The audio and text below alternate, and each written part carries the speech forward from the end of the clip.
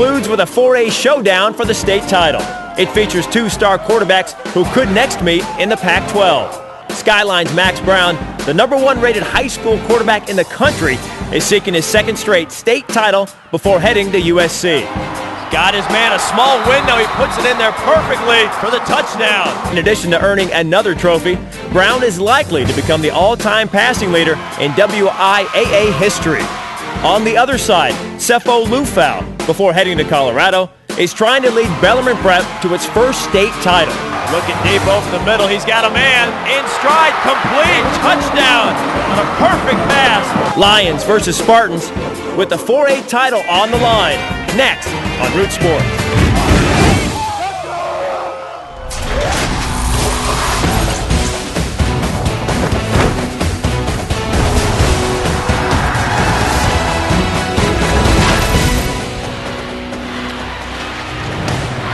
This is it, the final game of the 2012 high school football season. We crown our final champion tonight of the 4A division. Will it be Skyline Spartans for the fourth time in the last 5 years, or Bellarmine Prep for the very first time? Spartans and Lions coming your way for a state title game here on Root Sports inside the Dome. Our home away from home. Brad, Adam, Taylor Barton with you once again tonight. Matt Taylor, Skyline coach, said he doesn't want this season to end. It's his favorite group of seniors. I feel the same way. I don't want this season to end. It's been the best season of playoffs we've seen in the history of the state of Washington, and it's a great way to end it. Culmination tonight, you got two great teams with two great quarterbacks, Pac-12 caliber guys. We're in for a great one. Let's talk about those Pac-12 caliber quarterbacks, or the quarterbacks. We'll be going to the Pac-12 in a second, but right now, look what Skyline's done. 59, 42, 54, 51. Big numbers, of course, led by Max Brown. Going to set more state records here tonight. Arguably the best quarterback to ever come out of the state of Washington, a USC commit. He's going to go down there and compete for a starting job right away. He can do a little bit of everything. Not the fastest quarterback on foot in the 40, but he's got great feet, buys extra time in the pocket, and when you give him time to stand in there, he's going to pick you apart. He's got the weapons on the outside, and for Bellarmine, they've got to put some pressure on him, or it's going to be a long night. Complete 74% of his passes.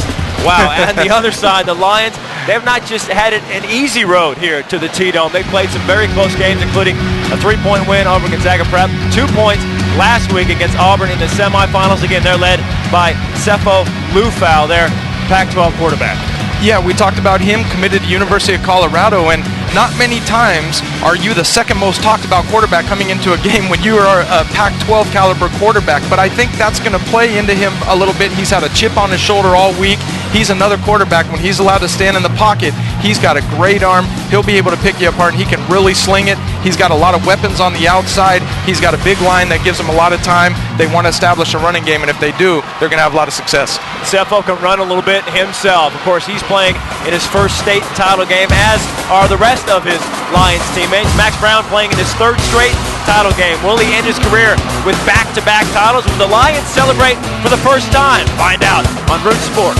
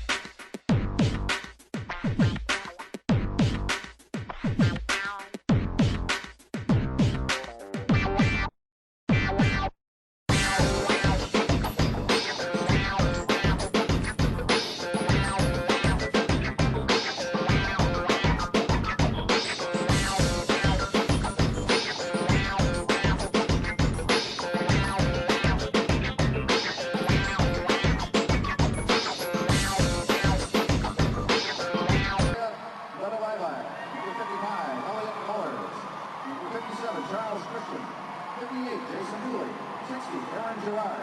62, Elijah Klein. 63, Chase Byrne. 64, Kevin Coors.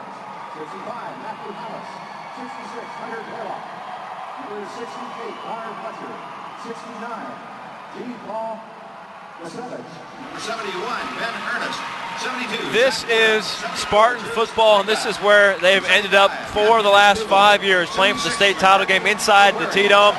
Student body, they are in full force out here, Taylor. They're in white. They're the visitors in white.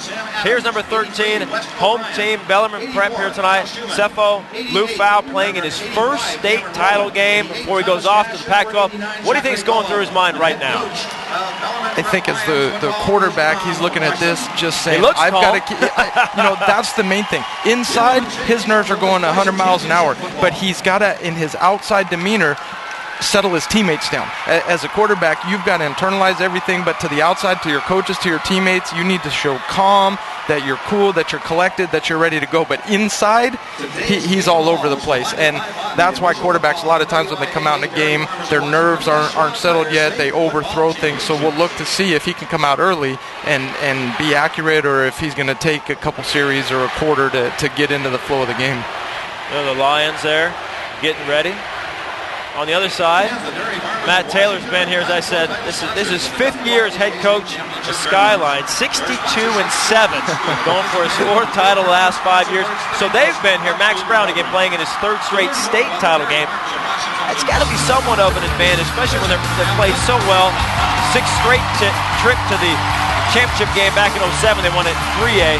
Record of the T-Dome 15-2. Experience has to play a part in this game tonight. It really doesn't. They need to use that to their advantage early on.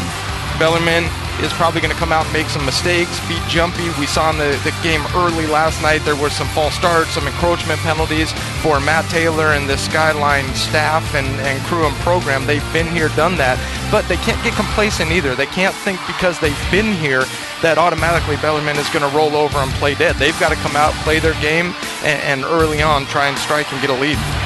They are 13-0, rarely challenged this year. They've won 19 straight games. On the other side, the Lions, Tom Larson, his 10th year there as head coach of the Lions, 72-36.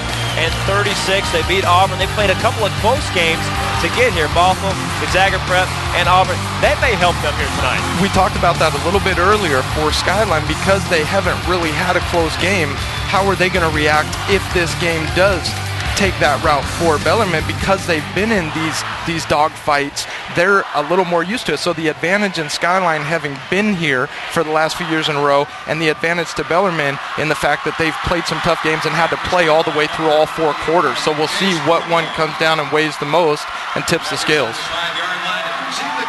The fans dressed in white, certainly hoping for a Spartans repeat. Against Skyline, the visitors in white and green. Bellarmine Prep, the home team, white and blue, like the Nittany Lions of Penn State. And we are underway. Matt Felici with the kick. And this one's going to be returnable by Chase Primo. He's averaged 32 yards of return. He's got himself a good one out to the 25-yard line. And that's where Skyline will take over. And this will be the final game for senior Max Brown. He kind of figured out that his career would end in the T-Dome. As just a football fan, it's kind of a sad moment to know that this is the last time we're going to see Max Brown in a high school uniform playing here. He's going to go on and play on Saturdays as a Trojan at USC, but early on, let's see if his calm demeanor is going to play into the advantage of Skyline. Certainly was an advantage last week in the semis against a very good Camas team. 29 of 32 was Max Brown. Again, he completes 74% of his passes. Goes up top with his first one. And overshoots Matt Sinatro. And I'm really, really surprised. Just in that first play, Bellarmine came out in man-to-man coverage across the board. I expected to see zone coverage where they wouldn't let these Skyline receivers get deep on them. If they stay in man-to-man like they were, at least in that first play, Skyline is going to look to take advantage of that, run a lot of rubbing routes, crossing routes, and they're going to try and hit their slot receivers on fade routes like they just attempted right there. Brown's over 4,000 yards for the 3rd straight year. He sends 5 out. Quick pass complete to Cedric Cooper out of the backfield. He's got a lot of room. The stutter step gets out to the 38-yard line. First down, Skyline. And that's exactly what the Skyline coaches saw up here on that first play. We said they'd run rubbing routes. They ran the running back out of the backfield there, and the receiver runs a quick slant route to rub into that linebacker. You see the receivers crossing our face on the screen there, and what it does is it makes the backer have to go underneath or over the top, and either way, the running back's running free in the backfield. That's Cedric Cooper. Transfer from 2A Foster down in Tukwila. Big year for the Spartans. Brown back to the air. He and Sinatro cross up a little bit on that play. And the funny thing is, with 2 incompletions, that's close to the full amount of incompletions Max threw last week in the entire game. Second down. In just 3 incompletions. Now second down and 10. I should point out that Skyline's offense, without number 6, Andrew Geese, their second leading receiver, 51 catches, 6 touchdowns, broke his finger yesterday in practice. Matt Taylor not too thrilled about that. It's another completion. This is Trevor Barney, and Barney just about breaks it. Finally brought down by Garrett McKay. A huge play for the Spartans. And one of the biggest things about going man-to-man across the board, the danger is that if you miss a tackle, the receiver's running. And so you see that completion. Now that's just a simple slant route, and once he breaks that tackle, now it's just off to the races. So it's a danger to do that in man-to-man if you have the athletes across the board to do it. But early on, you see Skyline is testing the Bellarmine DBs. Yeah, Barney with 12 touchdowns on the year. Big target for Max Brown. First carry for Cedric Cooper. Finds some big room up the middle. Cooper nearing 1,000 yards rushing for the Skyline. He's got 11 touchdowns on the ground. Had over 100 last week against Camas. Told you Geese is out. There he is, number 6. Wanted to play. Doctor said no. He's got the broken finger. He had 2 interceptions last week. Geese did. So receiver and also a good DB. He is out tonight. Sinatro hangs on to this one. Slips a defender. And a nice block on the 5-yard line by Nick Splendorio. And just like that, Skyline in the end zone, as they often do on that opening drive. They have an answer for Bellarmine Prep. In most games, it's an advantage to kick off and play defense first because you're hoping to stop the offense and get field position. Against Skyline, they're so potent, they want the ball right away to go score. Now you see, again, we talked about the gamble if you miss a tackle, and then look at that block downfield, and that's what the Skyline receivers do so well. Sinatro threw for a couple of touchdowns last week. Catches one here on the opening drive. Sean McDonald in. This will be his 74th point after attempt. Think about that. 14 games, 74th extra point attempt. We have a penalty, though, first.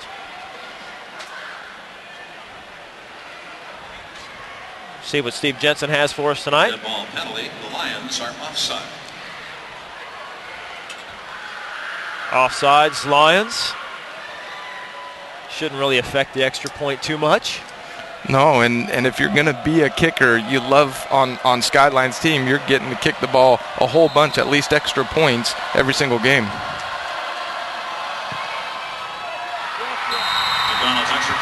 It is up and good. Skyline just like that.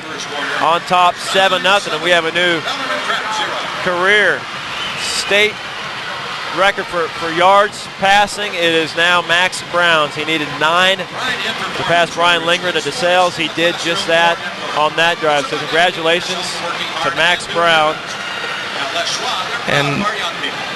And Brian Lingren. Yeah, we'll take a look at this here. We're talking about Lingren. This is DeSales and Walla Walla from 96 to 98. This is the 98 B11 final. Threw for 12,575 yards. Also owns a state record, 9 touchdowns in one game.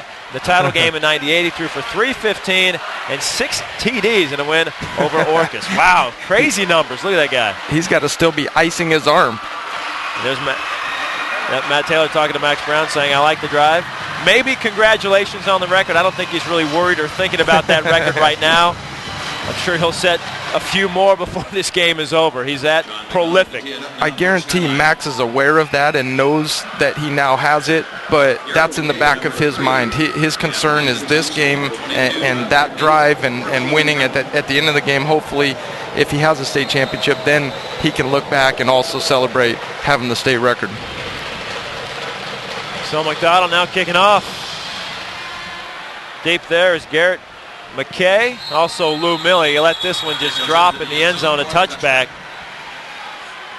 So now we'll see the other Pac-12 quarterback, Sefo Lufau. Before that, though, another replay, Brown to Sinatro. And this is just a simple 5-yard out, and they're just trying to take advantage of these matchups in man-to-man. And we've mentioned it, when you're in man-to-man, you've got to do a great job of wrapping up and taking guys down, and we'll see if that plays in as a factor the rest of the night. So Sefo over 2,000 yards passing, 21 touchdowns, just 3 interceptions. Got 8 touchdowns on the ground, so not afraid to run, and this man not afraid either. Lou Milley, the workhorse tailback, out close to the 25-yard line. Big game last week in the semis against Auburn, over 100 yards. Now got about just 1,500 yards on the season, also 13 touchdowns. Lou Milley, they love to give him the rock. One of the better juniors in the Northwest. Bellarmine has a lot of great seniors, a lot of very talented underclassmen that play a vital role in the success his team's had. Was a quarterback in youth junior football. I think they made the right choice in moving him to running back. Let Sefo take over there under center. Lufau, quick slant to McKay, complete. Number 3, Garrett McKay has the reception. So the first down, Lions. He picked up 8 yards on the Lions. And early on, we see the difference schematically in the two offenses. Skyline goes a lot of shotgun, lets Max sit back there, 4 or 5 wideouts, kind of pick them apart, and then goes some draw runs. Bellarmine is from center. They like to establish a run game first and open up the pass game as a result of establishing the run. Just like they did last week against Auburn. Run the ball, use the clock, keep the ball away from Max Brown in this offense, which we've seen is very potent. They've already scored their opening drive. So Milley, another carry. No gain on that one. For Bellarmine, if you look at the two rosters, the advantage they have is up front with the linemen. They're bigger, a little bit stronger.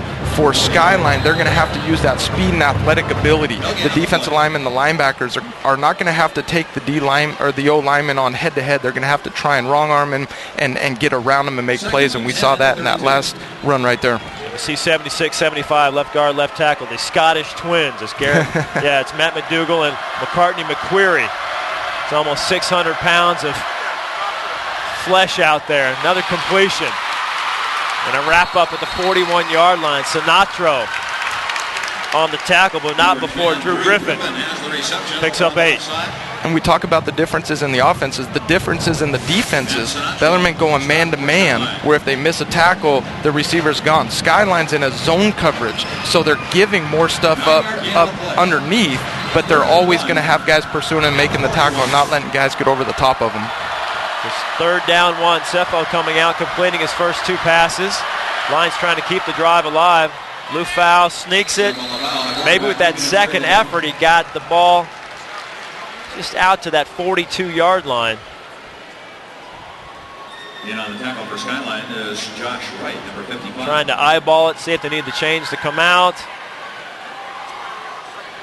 They're going to give it to him. They're going to give it to him. I love how these refs are so good. That's our ref, Steve Jensen. He could just tell, eyeball it.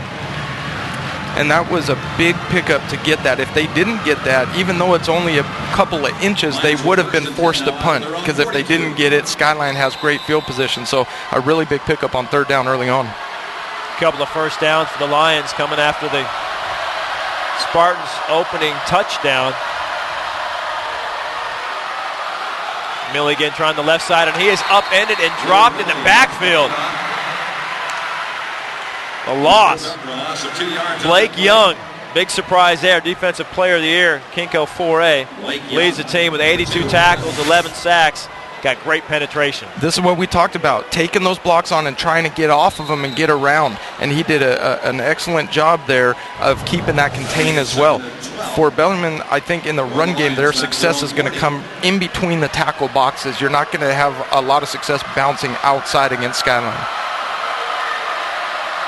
Talking with their offensive coordinator, Brian Jensen, saying Skyline's defense, the backers, a linebacker core, really their strength. Quick pass to McKay. McKay is dropped down. Trevor Barney coming up fast from that cornerback spot.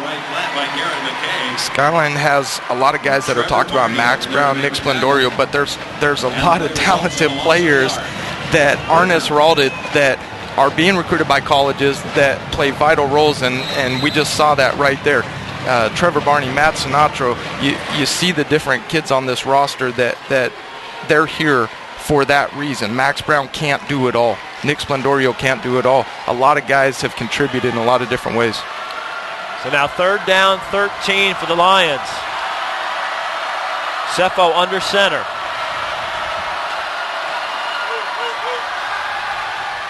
Looking to go up top. McKay on the post, he's got it. Beating Sinatra, and he's going to come down with it. He does. Great throw and catch. If you want to see what a Pac-12 quarterback looks like, we saw it in the first series with Max Brown, but you just saw it in that throw right there by Cepho. That was a play action, and they ran a double post route. So the inside receiver crossed the free safety's face, and the outside receiver then essentially becomes man-to-man on that corner, and that's a fingertip catch. You cannot place that ball any better, and you cannot run a better route and bring in a better catch than what they just ran right there. Well, McKay, their leading receiver, coming in 63 receptions, 880 yards, and 7 touchdowns. That leads the team. I tell you, we wondered how the Lions would come out their first possession, how they would answer after the Skyline score. Certainly showing us a lot here as Millie up the middle, brought down again by Blake Young. To go with that point you're making, it's like a title fight in boxing. You know the guy in front of you is there for a reason. You're going to get some great punches in. He's going to get some great punches in. It's the adjustments you make and how you react to it. For Bellarmine, they're answering the bell right here. Skyline went down, got an early score. Now they're coming back, and even if they don't get a touchdown, to get a field goal, get points on the board, and answer is big emotionally for them. Eat clock and keep the ball away from Skyline. With Bellarmine Prep kept stressing this week, especially obviously for the offense. Cepho quick slant again. McKay breaks one tackle. Not going to get past Barney. It looks like another first down Lions. Drive continues. We talked about the juniors for this Bellarmine team, and you see in McKay, that's just a simple hitch route, and he does a great job of getting outside, getting a few extra yards. They call them YAC, yards after the catch, yards after contact. That's what a lot of, when colleges are recruiting a receiver, they want to see that. What does he do after the catch? Not just running the route, but how many yards does he get after the catch, after contact, and McKay does a great job of that. First down and goal for the Lions, 8-yard line. Chandler in motion. Here comes Millie right side this time. Lowers his shoulder, gets a couple of tough yards. Brought down there. Peyton Pallure. He'll get a yard out of You know that Pallure name very well. We'll see Peyton next year and the years after there at Washington State. Yeah, in this game, a lot of different Pac-12 schools represented with kids going there. Peyton Pallure heading up to the Palouse, going to be a very good linebacker up there. I know Mike Leach and company are very excited to have him. There he is, number 52. Cepho to the air. Corner, end zone. Pass intended in the end zone. Too far for Drew Griffin. They ran a smash route right there. The outside receiver just runs a 5-yard in, and the slot runs a corner. And DBs are always trying to take the slant away as you get inside the 10-yard line, because that's the easiest pass to complete. So with the leverage the DB is at inside, that's going to be where you have your most success throwing the ball. Receiver was open. I think Cepho would like to have that one back. He's just got to put a little bit more touch on that. Brings up another big third down, this time third and goal from the 7.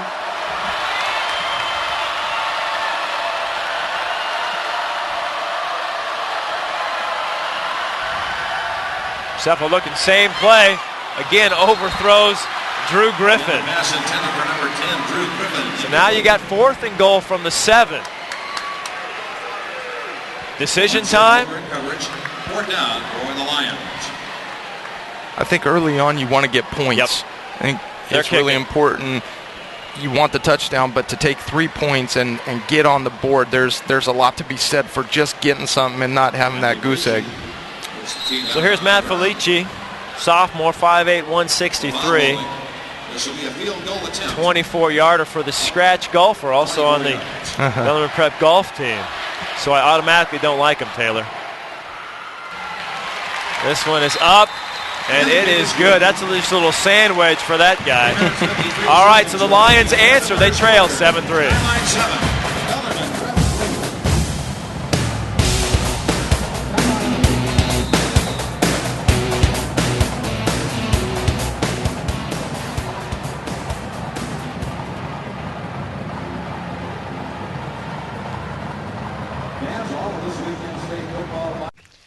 At Les Schwab, along with great prices, our tires come with the kind of protection most other places just don't give you, which includes free flat repairs, equal value replacements, pre-trip safety checks, and more for the entire life of the tire. With the other guys, well, you just never know. So why is free protection on your tires good to have?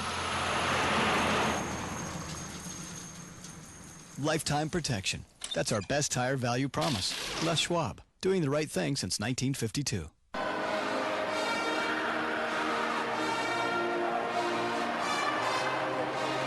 The future of our state is very important to Washington dairy farmers. And it starts with our youth. The dairy farmers of Washington have been partnering with the WIAA for years. Sports are very important in building good work ethic. They help students by teaching them discipline, teamwork, dedication, and preparing them for the challenges that they're going to have later in life. The dairy farmers of Washington encourage you to support local youth by attending WIAA championship events.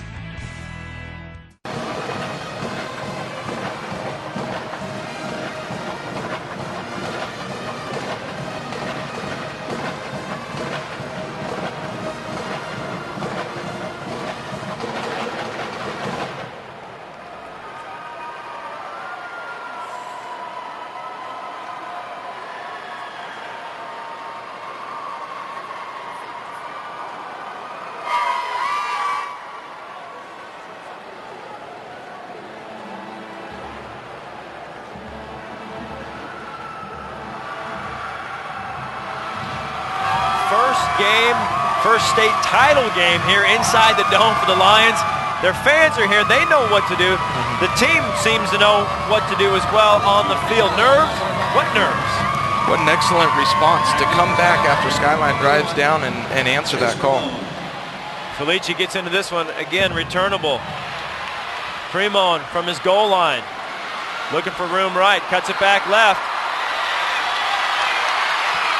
Able to get outside, but he's dropped before he reaches the 30-yard line. Michael Lettuce there on the play. 7-3 from the Tito.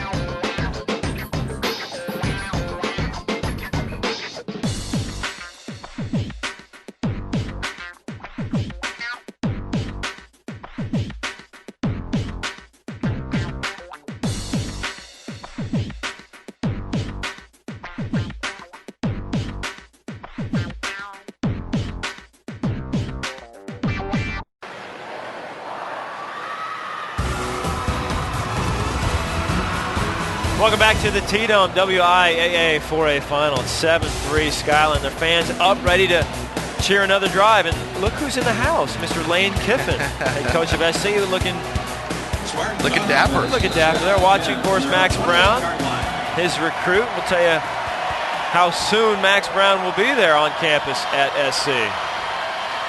Back to pass, another completion out in the flat. Out to the 35-yard line goes Austin Bowie. Immediately we see the adjustments Bellarmine's defense made. That play they were in zone coverage. I think they learned after that first series, man-to-man was not going to be successful against this Skyline offense. They went to zone. We'll see what adjustments they continue to make. Getting back to Brown, going to SC. He's going to take all his finals before Christmas, playing the All-American game, the high school All-Star game, and then enroll in January. He goes up top, hit. He's got Sinatro. He also had Barney running free, hit as he throws it, so Lions get pressure at the right time. Conversely, when you go man-to-man, one of the positives is you get extra guys in the pass rush. When you're in zone and you have two safeties back there, you're generally relying on 4 or 5 guys to put pressure on the quarterback. That time they were able to bring 6 guys against a 5-man protection. So 3rd down 4 for Brown and Skyline. Sets has got Barney. Barney's going to have another first down. 42-yard line, tackled there by Drew Griffin. You talked about Max going early. That is the trend nowadays with a lot of high school kids, especially quarterbacks, is that they graduate in December. They're able to go down in January to the college and go through winter conditioning, go through spring ball, summer workouts, and then their clock starts, so they're able to redshirt. So they really pick up an entire extra season, and for a quarterback, that's crucial. Especially if you're going to compete for a starting job like Max is. Which he's doing, I was about to say. Barkley gone there, and Max Brown, nobody around him, takes off running. Picks up a nice block there by Nick Burstetta, who's starting for Andrew Geese, and a big gain for Max. Kind of looked like a giraffe running full speed right there. Max is tall and lanky. We talked about Max, though. He's not going to run the fastest 40 on paper. He's got great footwork in the pocket, and when you give him an open lane like that, even a fat guy like me could run through that thing and pick up 10 yards. So 1st down 10 on Bellarmine Prep's 34-yard line. They're bringing the pressure. Here comes Chandler. They beat it, though. Barney on a screen. He's got blockers in front of him. He's got no defenders in front of him. Skyline. 2 drives, 2 touchdowns. Barney in from 34 yards out. What's so fun in these kind of games is to see the strategy that the different offenses and defenses have. As Bellarmine was bringing pressure, the way to counter that is to run screens and let them over pursue, and now you got guys downfield blocking, and look at this, you got 4 blockers on 1 DB. That's a mismatch, and then it's just a foot race, and these Skyline kids are really fast and they know how to get to the end zone. Nate Gibson, number 15, will drop back to hold. So McDonald in once again. It's like a broken record. This kid in for a point after attempt. PAT is up. And it is good. Now 14-3. Back to our Ford Sports Desk. Angie, highlights from earlier games from the T-Dome.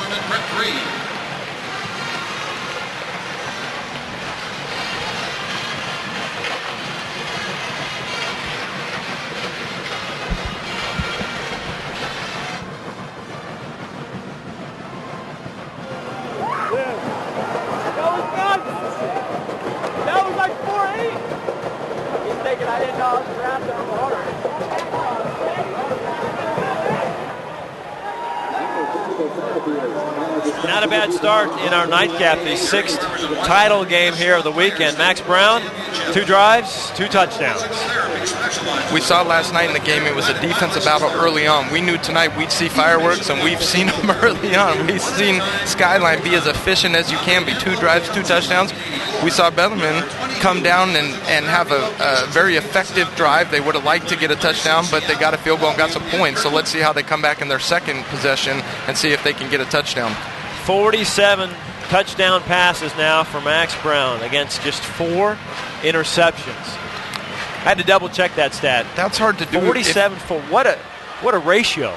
If you're out playing flag football, that's hard to do. That's hard to do playing John Madden football on PlayStation. To do that when you're facing 11 guys on the other side of the ball in a tackle football game at this high level he's playing it is amazing. It's like we can't do that in the turkey bowl that we do. The game, we play after Thanksgiving, right, with our buddies. It's still hard to do. So another touchback, and here it is, just a perfect play call against the blitz. Right here, Max invites the rush. The D linemen think they're getting to him. They think they got a sack coming. Then he just drops it over their head. You got blockers downfield, race to the end zone. Linemen go down and celebrate. So the Lions on their first drive had an answer for a Skyline touchdown. There is Barney. Also leads the team with 8 interceptions from his cornerback position. So 3 points their first drive they answered. Let's see if they have an answer for Skyline's second touchdown. Slant. Nearly picked off. Nick Splendorio and Drew Griffin meet about the same time. Griffin able to snatch that ball. And we saw the arm strength of Cepho right there. That was a slant. He's dropping back. And now you see right here, here's the receiver running a slant. Cepho has to let the linebacker pass and throw it behind him, but the danger is that safety coming down to pick it, but he has such good arm strength, he's able to thread the needle and get it in there.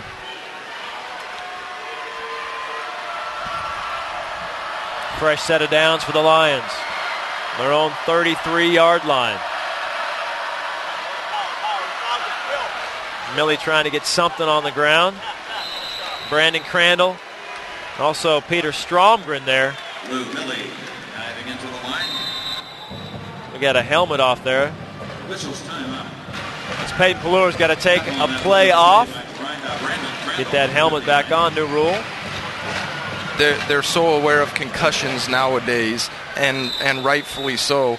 The rule is a helmet comes off, you got to sit out of play, come back in. For Bellarmine, getting a couple yards is very effective on first down and also taking some time off the clock, keeping Skyline's offense off the field. Second down, 7, under a minute and a half to go here in the opening quarter. Play action. Cepho throwing sideline again. This time incomplete to Griffin, well covered. That was a play action, and they came back. The deep pass they had to McKay downfield, they had thrown that double post. Now they ran a post and an out. And the danger in an out is if you throw it late. You see how Cepho gathered his feet 3 times? Well, each time you're gathering, you're allowing a DB to take steps towards the receiver. He's very lucky that ball was not intercepted because it would have been a race to the end zone the other way. There he is, number 28, Jack Valencia. Good coverage there. The senior playing in his final game for the Spartans. Now third down, 7. Cepho, quick out, complete to McKay. McKay's going nowhere. Splendorio wraps him up. Going to be a little shy of that first down marker. This is a position a coach hates to be in. When you're in 4th and 1, you'd love to go for it, but the smart thing to do is punt. It looks like that is exactly what they will do. Punter number 20, Joey Botcher, the junior, lining up to kick it away. Game's first punt. Yeah, we've seen 3 possessions, 3 scores. Yeah, it takes until under a minute left until we see our first punt in this game, and that's what we thought we'd see. Both very potent offenses. Botcher gets it away, back deep. Sinatro trying to run it down, does not. Takes a great Lions roll, and this one's almost down at the 1.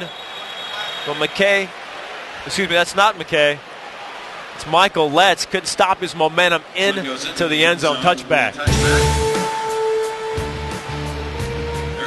You know what? Over 100 Washington State Championship events are available for on-demand. Taylor knew that. Now you do too. Viewing anytime, go to WIAAnetwork.com, your home for Washington high school sports. There was a flag hold on Bellarmine.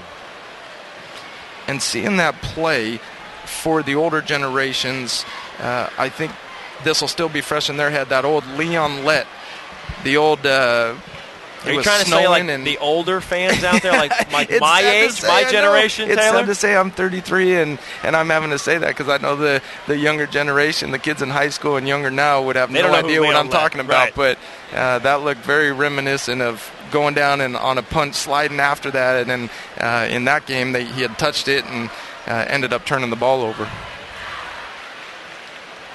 See if Skyline makes him kick again or just takes the ball at the 20.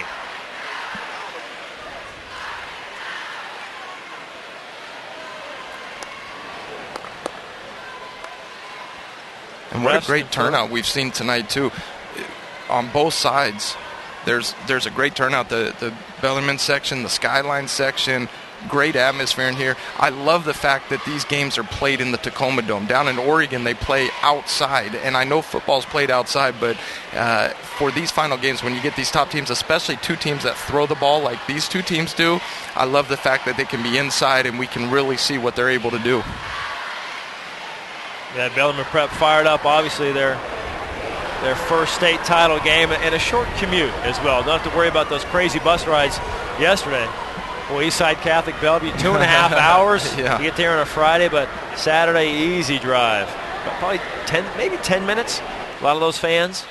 Those long bus drives, if you play a game and you win, you love taking those back home. Absolutely. But if you lose, that is the longest 2-hour or 3-hour bus ride back home you'll ever have.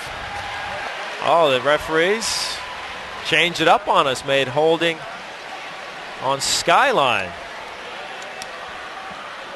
Looked like there was a little bidding war between the coaches on the sideline. The ref went to the Bellarmine side, went to the Skyline side. Maybe whoever slipped the most money to the ref there got the call. See that great stash that Tom Larson's got there on the sidelines. His entire staff been growing that for weeks. They will not be shaving. But I think win or lose, I think the shaving cream comes out, the razor comes out tomorrow. I think his wife has had enough. I was going to say, even if they don't want to, they might not have a choice. The wife is going to make that final decision. All right, so after the hold, 10 yards off, so Skyline starts their third possession from their own 10-yard line. So far, it hasn't mattered where they've started. Cooper gets the call. Chandler, the first to hit him. Cooper out over the 15-yard line. And that's the first time tonight we've called Calvin Chandler's name. Excellent kid, very good ball player. He's got Ivy League offers, he's got military academy offers, he's got FCS and FBS level. So it tells you not only how talented he is, but how smart he is to have those kind of caliber of schools recruiting him. Leading the team in tackles with 86, and that is it. The horn blows. First 12 minutes done here in the T-Dome. Skyline goes touchdown, touchdown. Lions get a field goal in between, so Skyline leads 14-3 after one.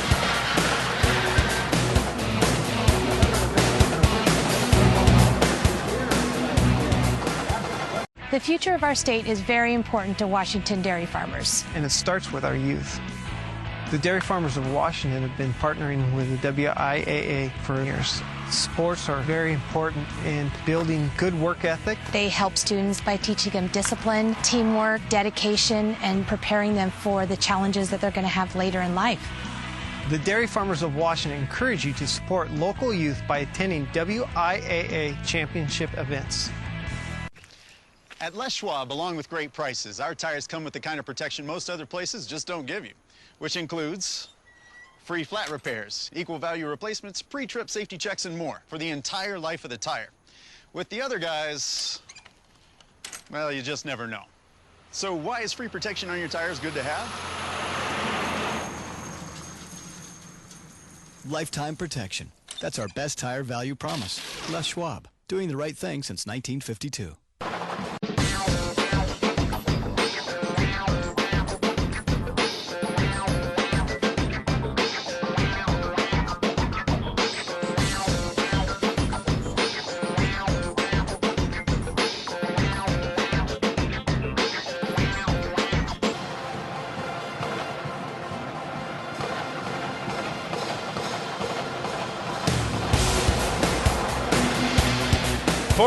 The Lions on the sideline. They trail, playing their first state title game. Gracious host. They are the home team. What they do, a tradition here is they bring a cake to every game. Freshmen probably have to carry it. There it is, Lion Pride, never die, the legend. And if they win, they get to eat that in the locker room after the game. It'll be in the home team, whatever. It's very nice. If they lose, how about this, Taylor? If they lose, they offer the cake up to their opponent. Friendly. Not sure I could eat cake with someone that just beat me, but that's very friendly. They have not had to share very often this year, just one loss as Brown complete to Splendorio. Even a route like that, as simple as that looks, that's what a great quarterback can do. He makes things look easy. And Nick Splendorio, number 7, we just saw that catch. Portland State coaches are actually in attendance tonight. Sounds like they're going to put a full offer on the table for him. They just wanted to see him live. He's already got a Northern Colorado and Eastern Washington offer. And he had a huge game last week in the semis against Camas. As O'Brien comes up, the first one to hit Cooper. McDougal, one of the last. We saw last week Calvin Chandler had a tackle for Bellarmine Prep, and he ripped the ball and forced a fumble. I think that's what they've got to do here. Skyline is just so effective in their offense and how efficient they run it. Bellarmine's going to have to cause some kind of turnover, get an interception, force a fumble. Brown sidelines complete. Barney, his favorite receiver so far early on in this game. Take a look at the stats from the first quarter. Skyline had the ball all of 3 minutes and 29 seconds. Yeah, and we've talked about all the different stats: time of possession, third down conversion, turnovers. The most important stat is the score on the scoreboard, and Skyline leading by 11. So third down 1 from their own 32-yard line. Cooper right up the middle, and he's hitting the backfield. Boy, struggles for that marker. Lou Milley, the first to get to him. It's going to be very close. I think that second effort right there, he was stopped originally, and that's just great effort. That's a great individual effort to duck down, lean forward, stretch that ball out, but not put the ball out there where you were at risk to fumble it. It is a first down. Cooper with that second effort as he takes the play off. And Skyline coming out, they're throwing these hitches and outs and everything short, and they're starting to bait Bellarmine's DBs to come up. And like last week, we're going to see them eventually hit a hitch and go or a slant and go for a deep reception. 5 wide for Brown. And he is dropped before he has a chance to throw it. Nick Dionis, Jacob Salazar sharing that sack. We talked about that man-to-man pressure. It allows you to bring some extra guys, and they're trying to throw different looks at Max. And they're trying to bring pressure from the left, from the right. And on that play, they actually bought pressure from both sides right there, the left and the right. Max didn't have an option. Good coverage in the backfield, and Bellarmine needs more plays like that if they want to stay in this game. 4th sack for Dionis on the year. Loss of 6, now 2nd and 16. Brown back to the air. Got time this time and takes off. Slides out over the 35-yard line, so he'll get back what they lost on the sack. On a 2nd and long like that, when you're 2nd and 16, 2nd and 18, you're not always aiming to get the first down on one play.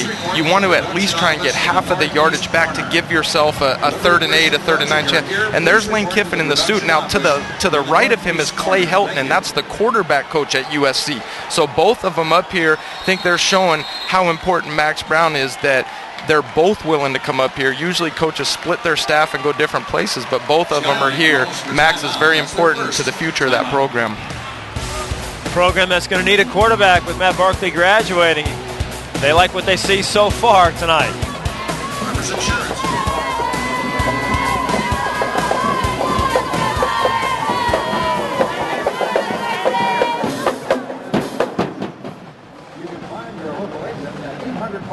The future of our state is very important to Washington dairy farmers. And it starts with our youth.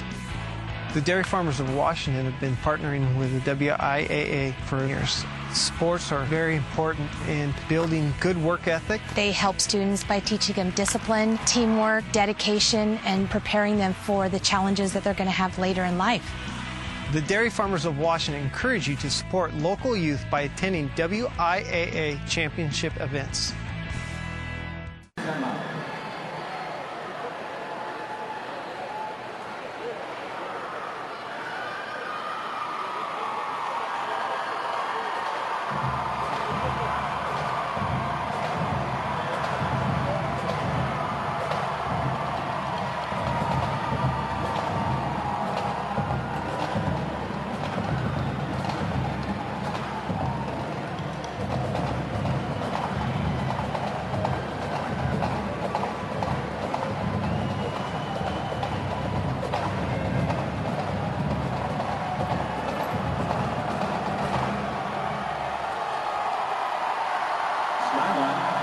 With 3rd down and 8 yards to go, the ball is on 35. It just got suddenly loud here in the TacomaDome, and the Lions fans wanting their defense, imploring them to get a stop here.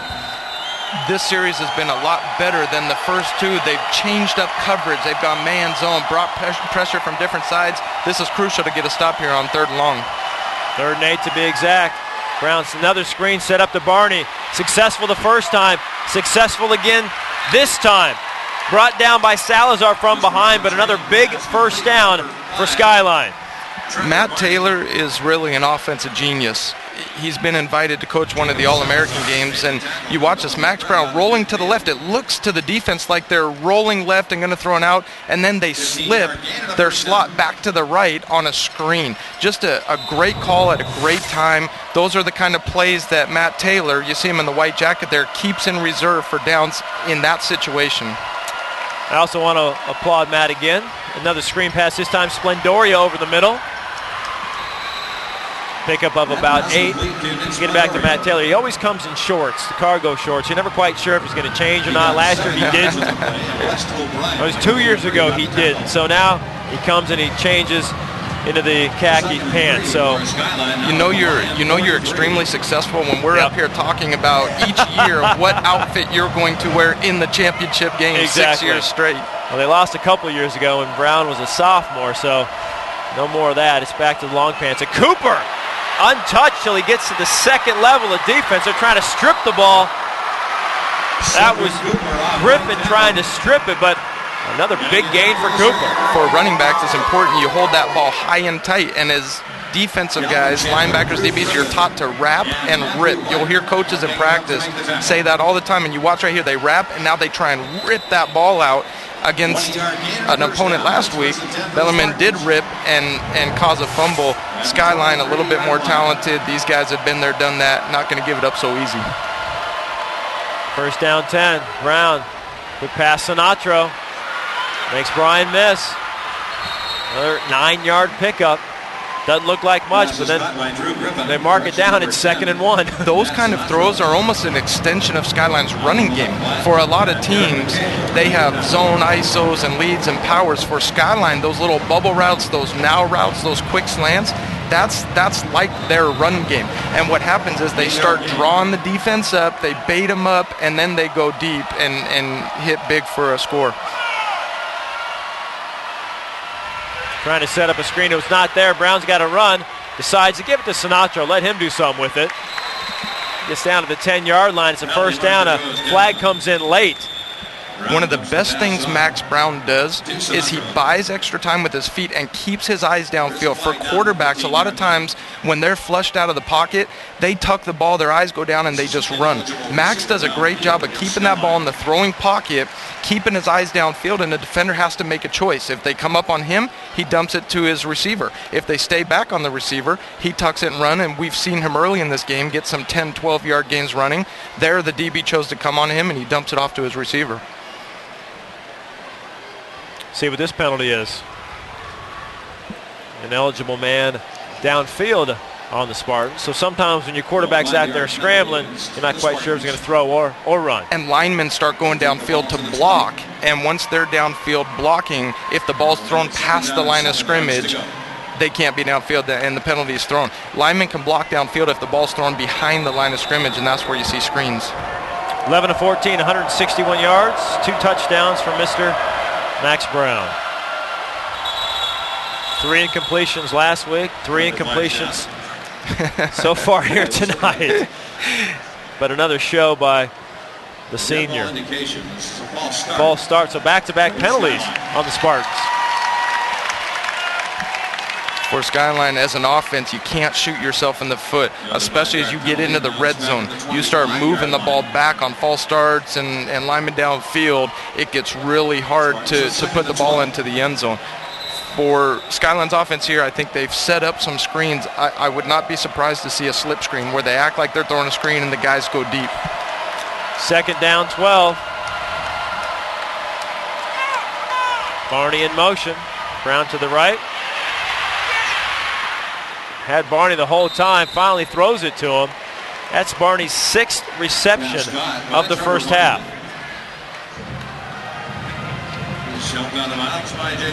So Max Brown again over 4,000 yards for the 3rd straight year, over 4,200.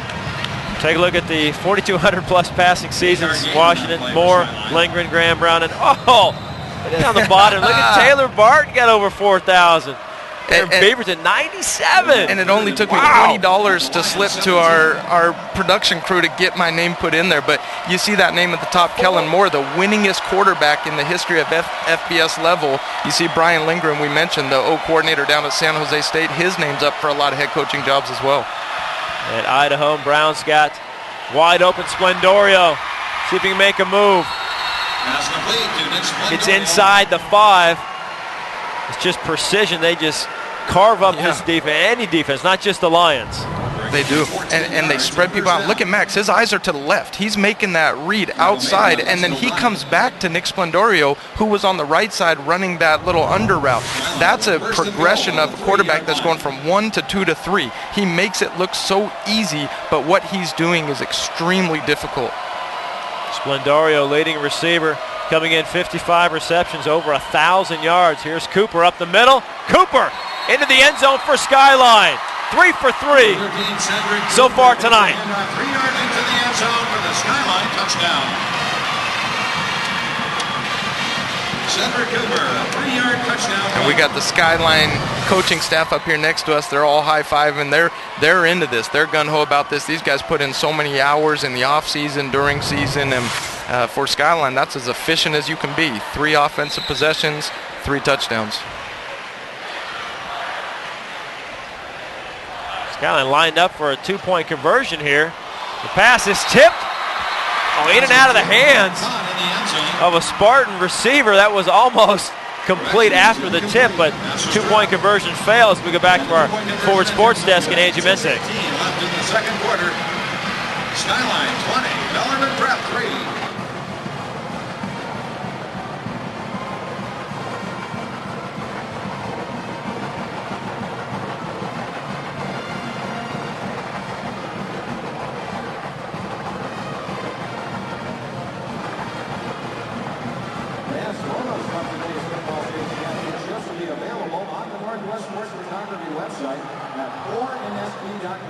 That's the number 4MSP.com. A portion of sales will go back to benefit high school programs. So the Spartans try a little trick play. Feeling good, obviously. 3 for 3, 3 drives, 3 touchdowns. Try for a 2-point conversion there, which falls incomplete as Nate Gibson, backup quarterback, the lefty, trying to throw for that 2-point conversion. Everything else has worked. Why not try it? You know, you've gone down and just carved them up on 3 possessions. You figure might as well try it and let it rip and see if it works. Look at that tip, and almost. And he almost had that, and that was a great effort right there. I think that was McKay coming in and making that hit and keeping that away from getting that 2-point conversion. Yeah, that was Peter Stromgren, linebacker. Almost had himself 2 points. Instead, it's a 20-3 lead. Sean McDonald kicking off once again. No chance for the return. Drew Griffin catches it, though. Gets a little practice in. Lions taking over on the 20. For Bellarmine here, you're going to get the ball back in the second half. If you can methodically drive down here, stick with your offense. Don't get out of control and try and force it. Go down and score. Take some time off the clock. You get the ball back in the second half. You can be back in this game, but where a lot of teams, they hit that panic button right now and they start trying to force things. They throw an interception and all of a sudden it becomes an onslaught. 6:18 to go the first half. I believe it was 6:28 or 6:29 their drive last week against Auburn in the semis. They chewed up the rest of that clock on that game, so certainly an offense that can do it, geared to the ground, and Lou Miller's going to have a big hand in that. Stromgren there on the tackle. Yeah, Stromgren is a very good linebacker. Peyton Pallure is the one that gets talked about a lot because he's a Wazoo commit. He had Arizona State offers. He had a Colorado offer. A lot of schools coming in on him, but Stromgren is the one that ended up leading the team in tackles and being very effective all year. He's got 6 sacks, little pump and go, but no go. Oh, nearly brought down, but blocked off him by Lou Milley, and Lou Fowl able to turn a negative there into a positive. A great play and a great block by Milley. And that's what Cepho can do. He can beat you with his feet as well as his arm. And look at the strength right here. You got to be very strong to do that. And then a heads-up play to fake like he's throwing downfield to be able to get that outside leverage, and then lowers his shoulder, goes forward. I think Lane Kiffin and Clay Helton over there from USC are watching that, saying, you know what, when he gets to Colorado, we're going to have a bigger fight on our hands than what we've had the last couple outings against the Buffaloes. Josh Wright had both hands, wrapped him up. Really knocks him off. Cepho keeps that play alive. Sets up a 3rd down and 1 now from their own 29. Need to convert here. Millie's not going to be able to. Stromgren gets him in the backfield. And I got to apologize to Mr. Stromgren, maybe the family too. Last week for the first half, I called him Stromberg. And his coaches and teammates called him Stromberg all week long in practice, having some fun with him. So it is Stromgren. I don't know what I was thinking. You know what, though? I want to make sure I get it right. But that's the thing for him. He used that as a chip on his shoulder, and he came out here and he said, you know what? I'm gonna make so many plays tonight. You're gonna have to know my name by the end of this game. Or at least I'm gonna say his name a lot. Snap over the head of the punter. He's trying to get it out of bounds, and that was a smart play by Joey Botcher. Kicks it out for the safety. And when it rains, it pours. With Bellarmine to not get a 3rd and 1 and to actually lose yardage, and then to have this snap go over the head. It was a very headsy play to kick it or try and punch it out of bounds. A lot of guys try and pick it up and run with it. They get tackled, and it ends up, by pushing it out, it's only a safety instead of a touchdown for the opponent. So 22-3 now. Bellarmine Prep will be most likely punting back to Skyline. An offense has had the ball 3 times and scored 3 touchdowns. And how do you stop the bleeding here? Defensively, they've tried to go man-to-man, hasn't worked. They've tried to go zone, hasn't worked. They've brought pressure from each side, it hasn't worked. I think at this point they're just kind of scratching their heads, hoping they can get into halftime and talk as a staff and say, what do we need to do? How do we fix this? This is a leak that we just cannot stop. Well, they have been changing things up, as you mentioned, changing up some coverage, changing up how they bring pressure and where they bring pressure.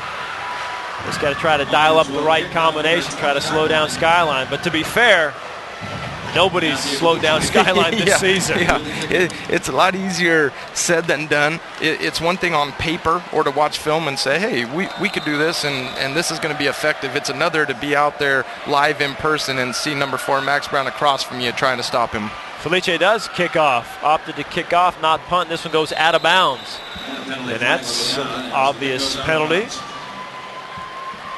Now, I'm not quite sure on that rule. I know on a normal kickoff, if it goes out of bounds, the team gets it at the 35. But when they're kicking from back there, I guess we'll all see here.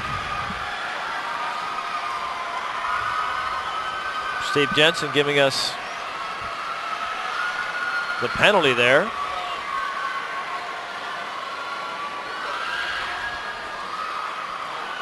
And I believe Skyline is going to go ahead and have the Lions re-kick.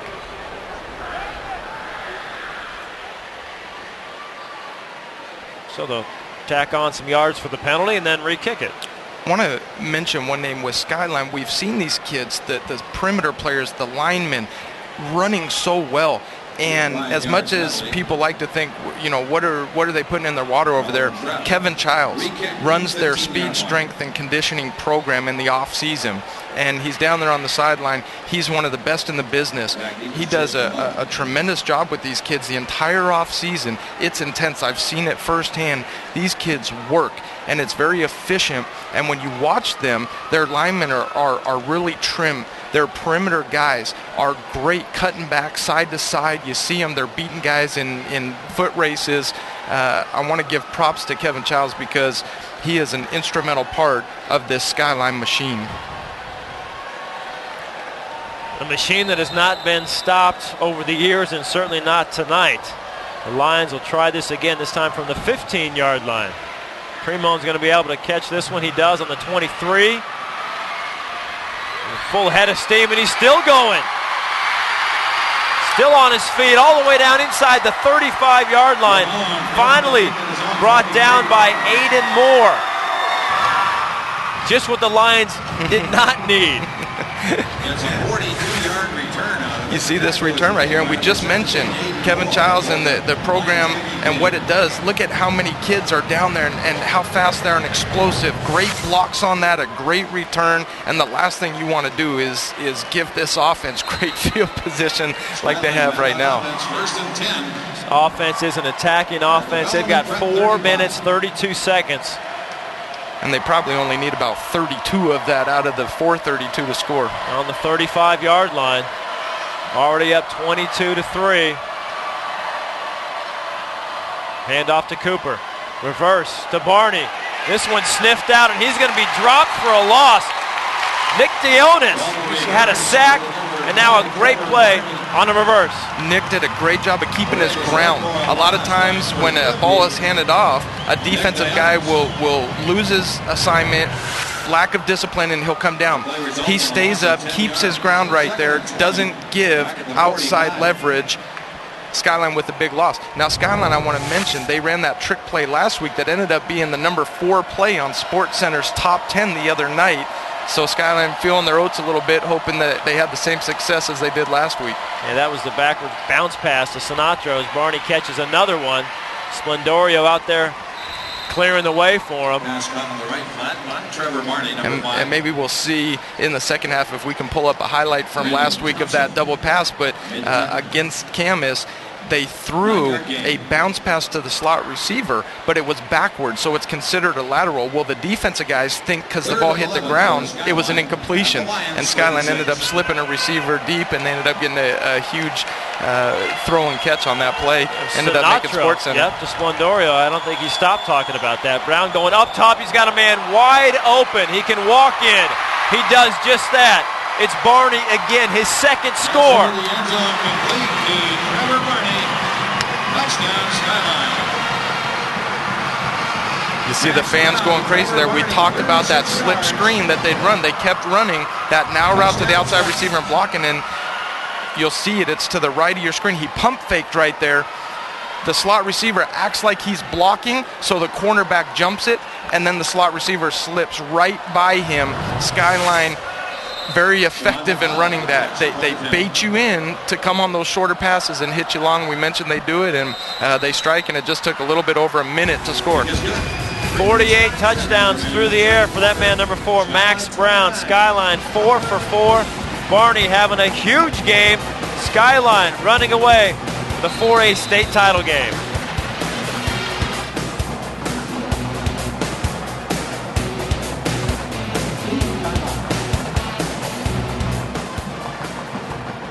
The future of our state is very important to Washington dairy farmers. And it starts with our youth. The dairy farmers of Washington have been partnering with the WIAA for years. Sports are very important in building good work ethic. They help students by teaching them discipline, teamwork, dedication, and preparing them for the challenges that they're going to have later in life. The dairy farmers of Washington encourage you to support local youth by attending WIAA championship events. At Les Schwab, along with great prices, our tires come with the kind of protection most other places just don't give you, which includes free flat repairs, equal value replacements, pre-trip safety checks, and more for the entire life of the tire. With the other guys, well, you just never know. So why is free protection on your tires good to have? Lifetime protection. That's our best tire value promise. Les Schwab, doing the right thing since 1952.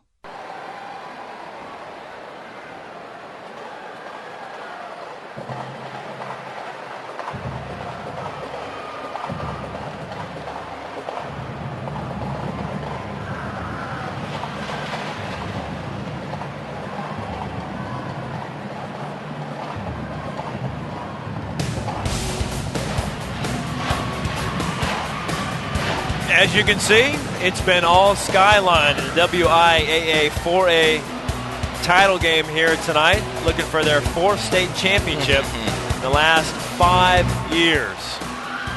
Like that sign said, this is Sparta. Hey. This is. They are making their mark seen and felt here as McDonald kicking off. Another deep one, going to be a touchback. Actually went in over the goalpost. Let's go back to our Ford Sports Desk. Some college highlights. Big Sky with Angie. 20-yard line.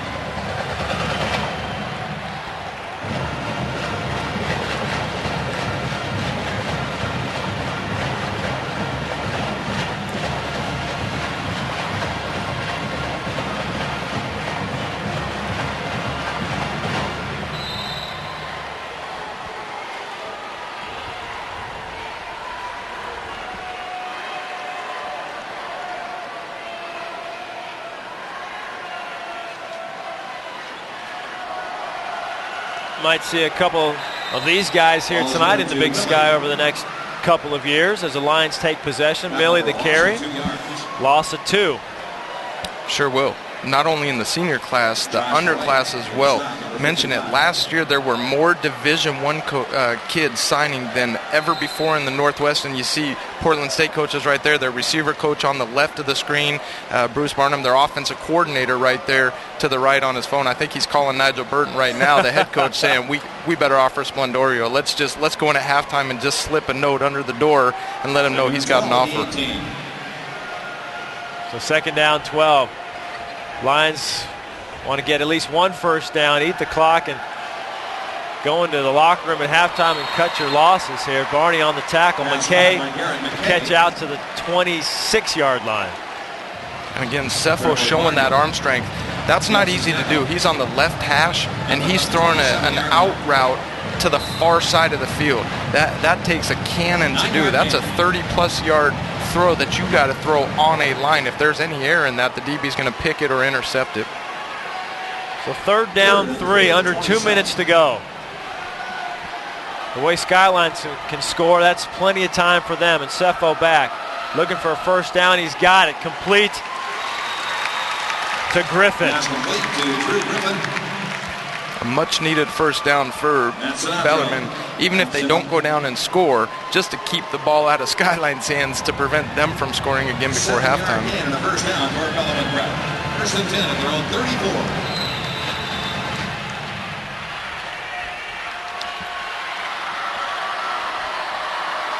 Cepho looking quick, short. Chandler's got it. Knocked out of bounds at the 42-yard line. Calvin Chandler, we talk about what a good player he is, also a tough kid. You see him there, number 5. He had a broken pelvic bone earlier in the year and didn't fully recover, but knew his team needed him, so he's back. And so many of these kids, Brad, we don't see it from up here at home or in the stands. They're playing injured. The last game of the year, there's guys playing that have broken hands, and they've got them casted up, rolled ankles, bad knees, shoulders. A lot of guys are going to have to get surgery after this game. Second down, 3, pressure up the middle. Cepho trying to fit it in between 2 defenders. Knocked down, though. Valencia Sinatra on the coverage. That's that zone coverage right there. You got a safety over the top. You got a corner. Cepho was trying to just put that teardrop in there. Actually, a pretty good throw, just a better play defensively. That'll bring up third down, 3. Clock stopped with the incompletion. 1:20 to go. And props to Bellarmine's offensive line. They haven't been great in the run game, but in pass protection, they've given Cepho a good amount of time to drop back, make his reads, and get the ball out of his hands. Looking for a quick hitter. He's got it. McKay in front of Barney. Pass complete to McKay. Another first down. Clock keeps going. That's so important right now for Bellarmine Prep. And they've got a chance here to be on the other side of the 50. Still got over a minute. Got some timeouts here. They've got a chance to go put some points on the board before halftime. Oh, an unblocked. Cepho doesn't see him. Fumble. Fumble on the play. Looks like the Lions get on it, but boy, unblocked Josh Wright there with the big hit. Kevin Kors falls on it for the Lions. And you see big 64 Kevin Kors, great kid, and he hopped on that ball. He wanted to pick that thing up and run with it. My favorite thing is when the ball's on the ground, linemen, their eyes just light up. They want to pick that thing and show the coach, you know what, coach, you were wrong for putting me at the O-line. I should have been a running back. Well, sports fans, sign up. Root Sports Red Alerts to get exclusive offers and giveaways, sports updates, and the latest programming highlights. Just text FAN to 733-733 and get in on the action. Can't go like an hour or two without my Red Alerts. Love them. See Tom Larson there on the left screener with the big stash. You gotta love that stash. I'm thinking Kurt Russell in Tombstone. He could have passed for him, absolutely. Sam Elliott, I mean, something that's a good stash. You know, he can pull it off. There's some people that just look like a failed 70s porn star, but he looks pretty good. He kind of laughed when his staff said, hey, we're going to grow these out. Let's do it all the rest of the season into the playoffs, postseason. He said, guys, I can actually grow a good one. If you want to do this, I'm game. Let's do this. Some of his assistants, little younger guys, you know, still hasn't really come in yet. Don't look good at all, but that stash is legit. Exactly a minute to go here, first half, second down, 14.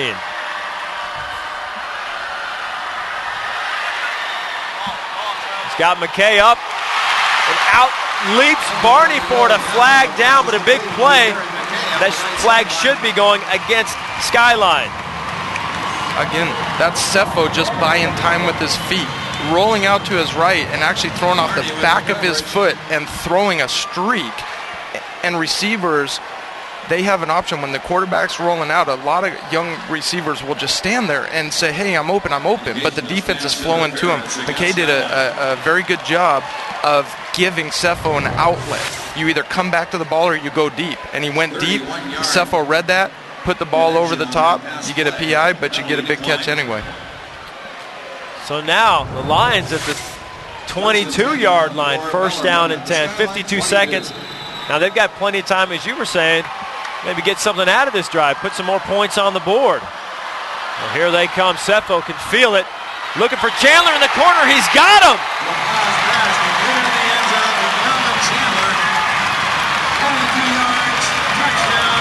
22 yards for the score. Cepho pays for it with a perfect pass, and the Lions have their first touchdown.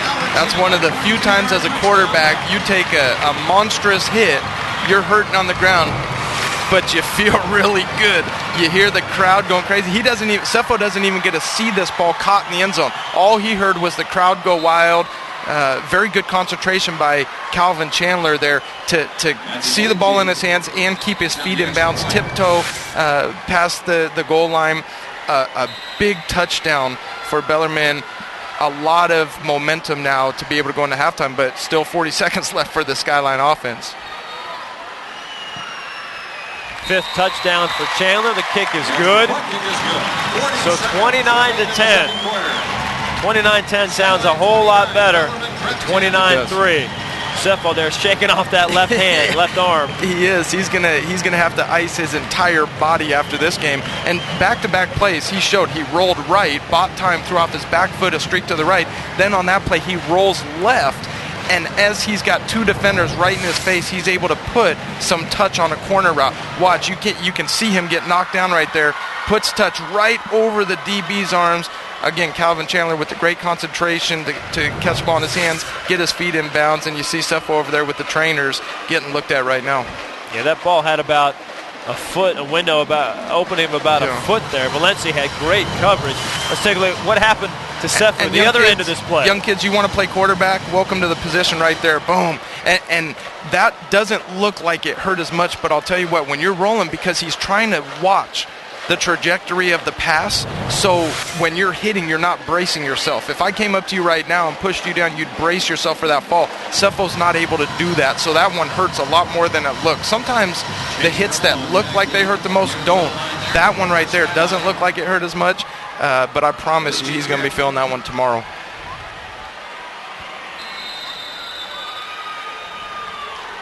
So 40 seconds to go. As you said, that is plenty of time for the Skyline offense. Kicked by Felici. deep enough, so Skyline's going to have to go this drive from their 20. Take a look at the Lions and Bellarmine Prep, 4A Narrows League, the champs this year, established in 28. They got 1,000 students, all boys until 74. Alumni John Lester, Abdul Gaddy, Casey Calvary, Kyle Stanley, big golfer, big fan of his. Lester, of course, pitcher with the Red Sox. Gaddy at their UW. Calvary had a great career at Gonzaga. So some big athletes, some big-time guys coming out of Bellarmine Prep. They've also had a lot of recent success. Michael Rector, a receiver last year, was committed to UW and at the very end switched up and ended up sending his letter of intent into Stanford. I know he's watching this game right now, rooting for the Lions, excited about that last series offensively. Excited about Stanford going to the Rose Bowl. Barney complete again. Gets a first down and gets out of bounds. They've had no answer for number 5. No, and if Skyline does go down and score, how deflating for Bellarmine to go down, drive down, take time, score, feel real good going into halftime, know you're getting the ball back, and then Skyline in 40-plus seconds is able to come down and score. So they're going to have to buckle down here. I think they are going to go a lot more zone here and give some underneath stuff, just not to give up the big home run shot. Takes a handoff. Brown looking deep. He's got nobody. He's still got time. Throws this one in the direction of Valencia, but out of bounds, incomplete. And that was actually a brackets coverage. If you ever hear the term brackets, it's a double team, and generally a cornerback will be outside and the safety over the top will take deep and anything inside. Sometimes they'll flip it up and go the opposite of that, but extremely difficult to pass against because it's essentially a 2-on-1, and guys are outside leverage, inside leverage, and that's what they did right there, and I think it confused Max and the offensive perimeter guys a little bit. We had an incompletion, almost like we should stop the game. Brown now 16 of 20, make that 17 of 20. Well, look at the move by Barney. Slips a tackle again, first down, out of bounds. Clock stops, 18 seconds to go.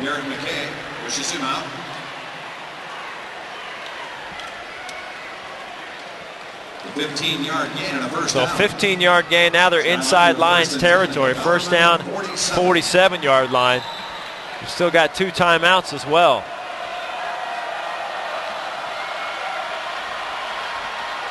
Brown going up top, looking for another touchdown, and Barney's going to be dragged down. That's going to be PI. Is McKay on the coverage. What's too bad for Bellarmine right there, that ball was overthrown anyway. He didn't even need to pass interfere. That would have been incomplete. So that's going to be a huge play for the Spartans. This will be a pass interference indication. Steve Jensen letting us know it is pass interference.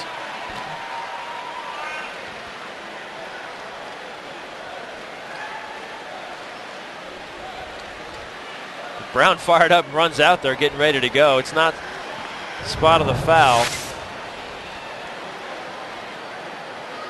15-yard penalty from the previous line of scrimmage. Takes the football into the 30. You see, that pass was going to be about 2-3 Almost yards uncatchable. overthrown. Sometimes that's not called if it is uncatchable, but it's pass interference, 15-yard penalty, first down 10, now on the 32-yard line.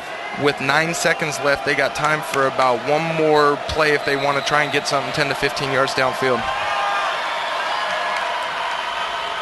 Oh, here we go. This is the backup quarterback, the lefty. It's complete to Splendorio. No, it's not. It bounces with 2 seconds to go. Splendorio pleads his case over there. Remember, he said, no, give me the ball, son. He said, ref, you got to understand, I got a Portland State scholarship riding on this right here. That's Nate Gibson, the backup quarterback. Let's see. Not the prettiest of passes. Oh, I tell you what, he might have had the hands underneath that. I think that's one of those plays in college. If they had called it a completion with the replay, they would have had to honor that. And if they called it incomplete, they probably would have had to honor that. I don't think it was so obvious to reverse the call. But again, no replay, obviously, in high school, except for us. And let's try it again. Splendoria. He gets his hands underneath it. Ball might have touched there. Yeah. Boy, Ted, that's a heck of an effort. It looked like a catch. The fact that he even made it that close tells you how good Nick Splendorio is, to be running full speed one way and to turn around, shift your momentum, and come back and have the moxie to put your hands on the ground, face up, to try and keep that ball from touch him. Just a very headsy play by Nick Splendorio, and I think he ended up getting it, but they called it incomplete. Now Skyline's going to attempt a pretty long field goal here. Sean McDonald's got a strong leg. Saw him kicking 52, 53-yarders in pregame warm-up. And this is where he's very happy that he's kicking this indoor in the dome instead of outside in the rain and wind right now. Exactly. Spotted on the 39-yard line. This is a 49-yard field goal attempt. This will be 49 yards. Kick is up. It's long enough. Oh, it hit the back of the net. That would have been good from 60. That is good, and that's the way this first half ends. Lane Kiffin might be over there saying, we might not only have our next quarterback, we might have our next kicker. 3 more points. Skyline 32-10 at the break. Back to our Ford Sports Desk in Angiamente. Oh.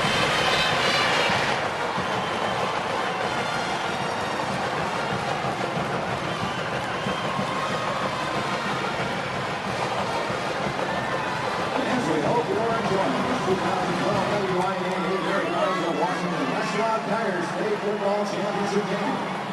The WIAA is committed to sportsmanship. We ask that you remember that the purpose of this activity is to provide positive learning experiences and opportunities for the personal growth of the participants. Sportsmanship is how you play the game.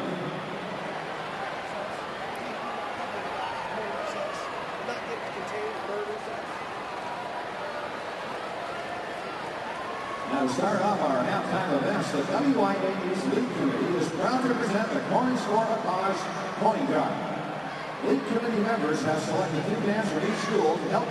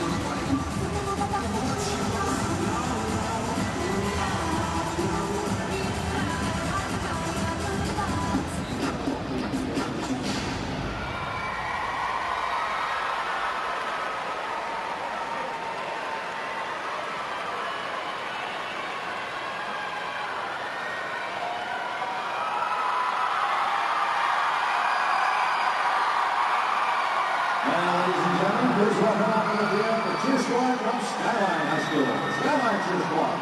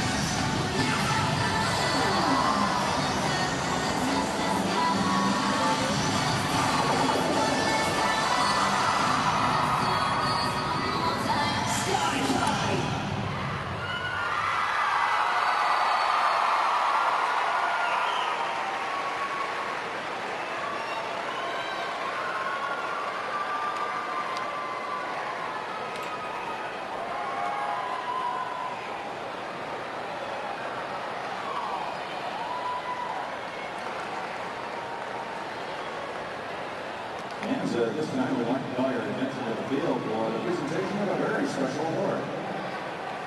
Throughout the school year, the WIAA, the Dairy Farmers of Washington, and Schwab Tires sponsor the Scholastic Awards program that recognizes the team with the highest overall team grade point average in each classification.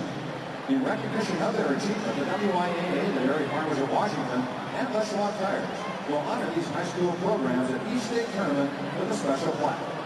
For 4A football, please recognize head coach Mike Miller and Newport High School with a 3.314 grade point average. Making the presentation are Wendy Mallich of the WIAA Executive Board, Jennifer Swenson representing the Dairy Farmers of Washington, and Mr. Brett Miller and Mr. Scott Nye of Schwab Tires. Representing his players is Coach Mike Miller. Congratulations to Newport High School. 4A academic football champions.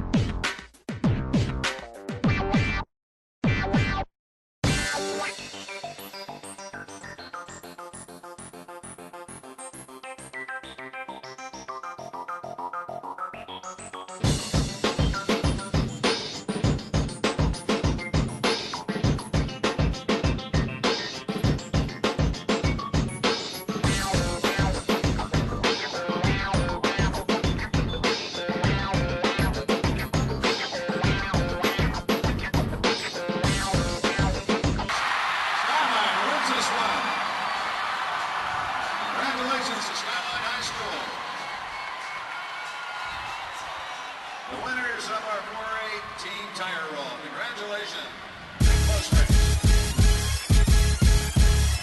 It's been all Skyline the first half. Max Brown, 3 touchdowns. Cedric Cooper getting in from 3 yards out.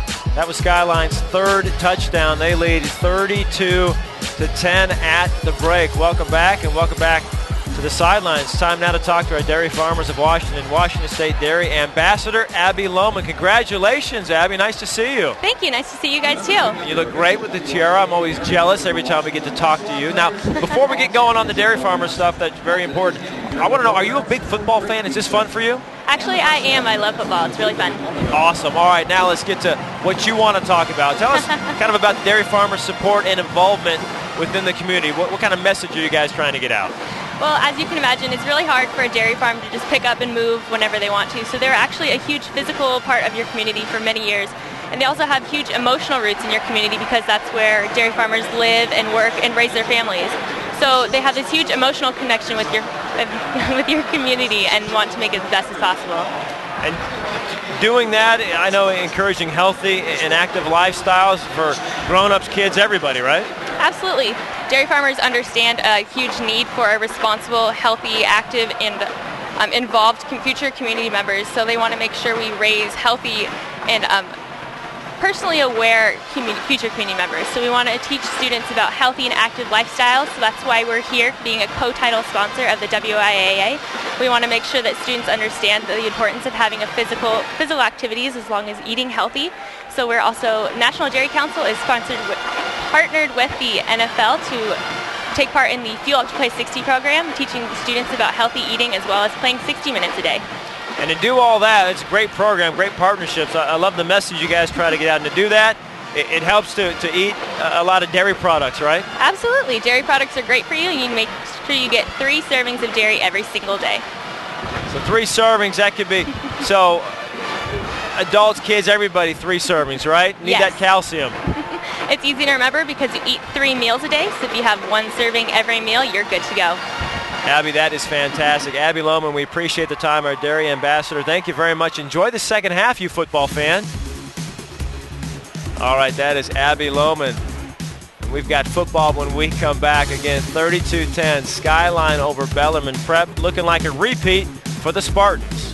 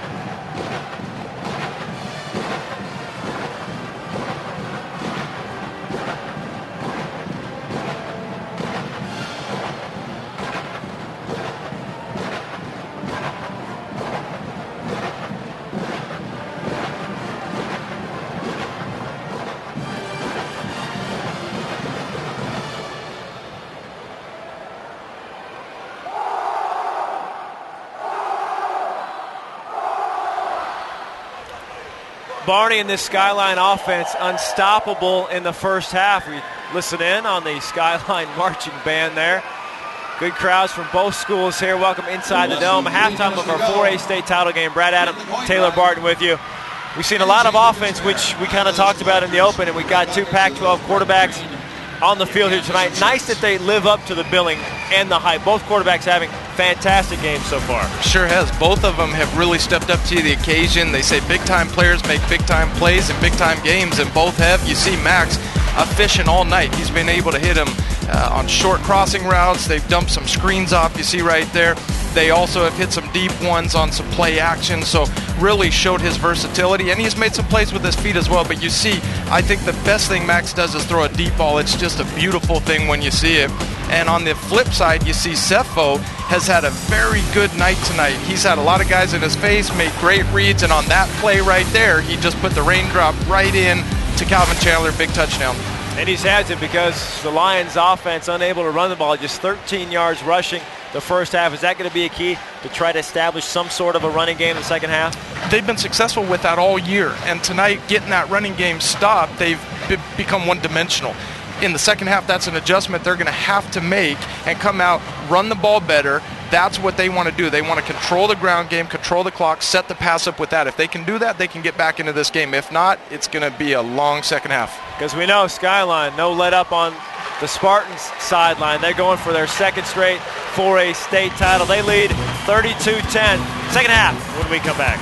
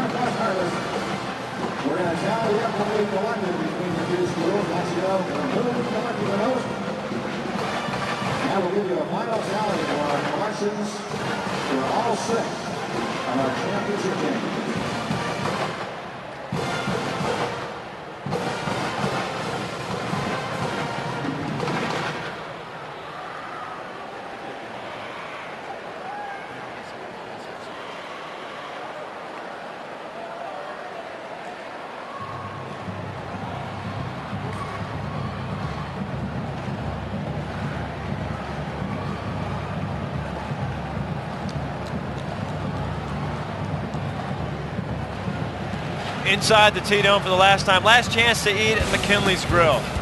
Good place for a little burger after the game. Yeah, there you go. Some pasta, some fries.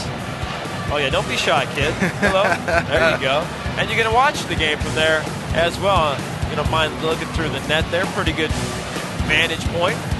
Watch as Bellarmine Prep the Lions huddling up in their end zone there, getting ready for the second half. Boy, not just stopping Max Brown in the offense, but finding a way to stop number 5, Trevor Barney.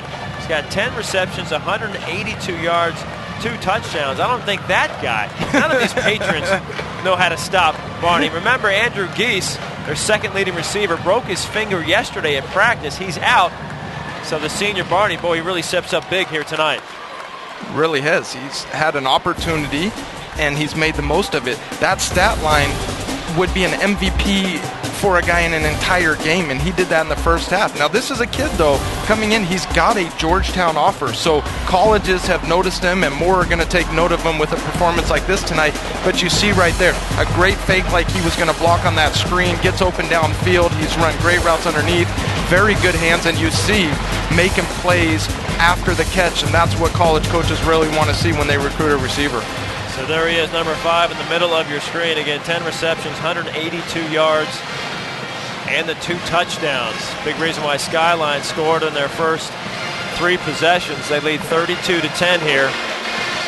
But the Lions scored last. There's Sefo Lufau had himself a nice half as well, 13-17, 170 yards, and the score. They scored last the first half. They get the ball to start here the second half.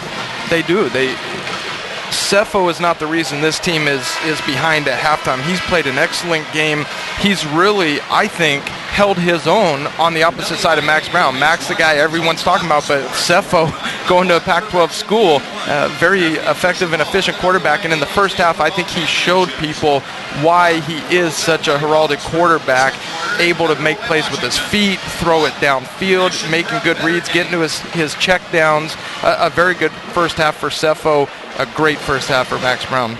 And talking with their offensive coordinator, Brian Jensen, at Bellarmine Prep, saying they didn't really let Sefo do a whole lot last week against Auburn in that semifinal win.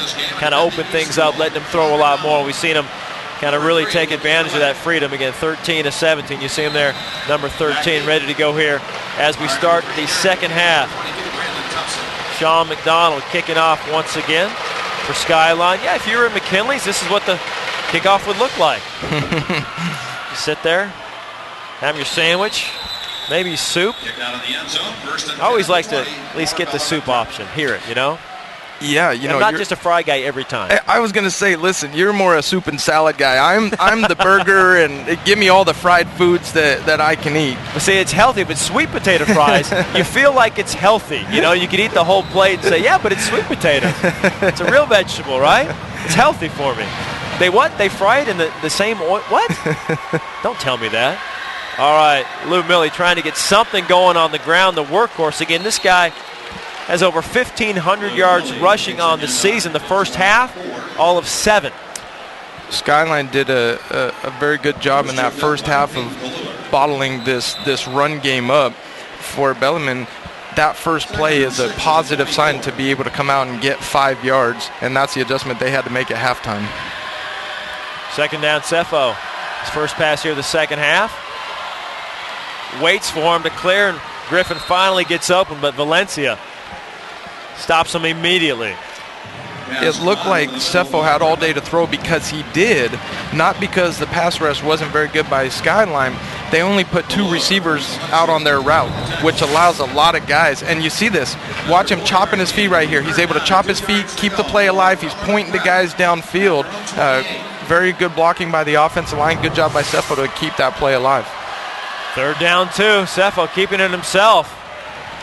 The big guy gets out over the 30. It should be enough for a first down, using that 6'4" frame. Yeah, and that's a time as a coach you're always cringing, though, when your quarterback is stood straight up like that, and there's defenders coming in, diving at his legs, they're hitting him. You don't like to see your quarterback take hits. You don't like to see him stood up like that and just a target for a safety to come in and get a kill shot.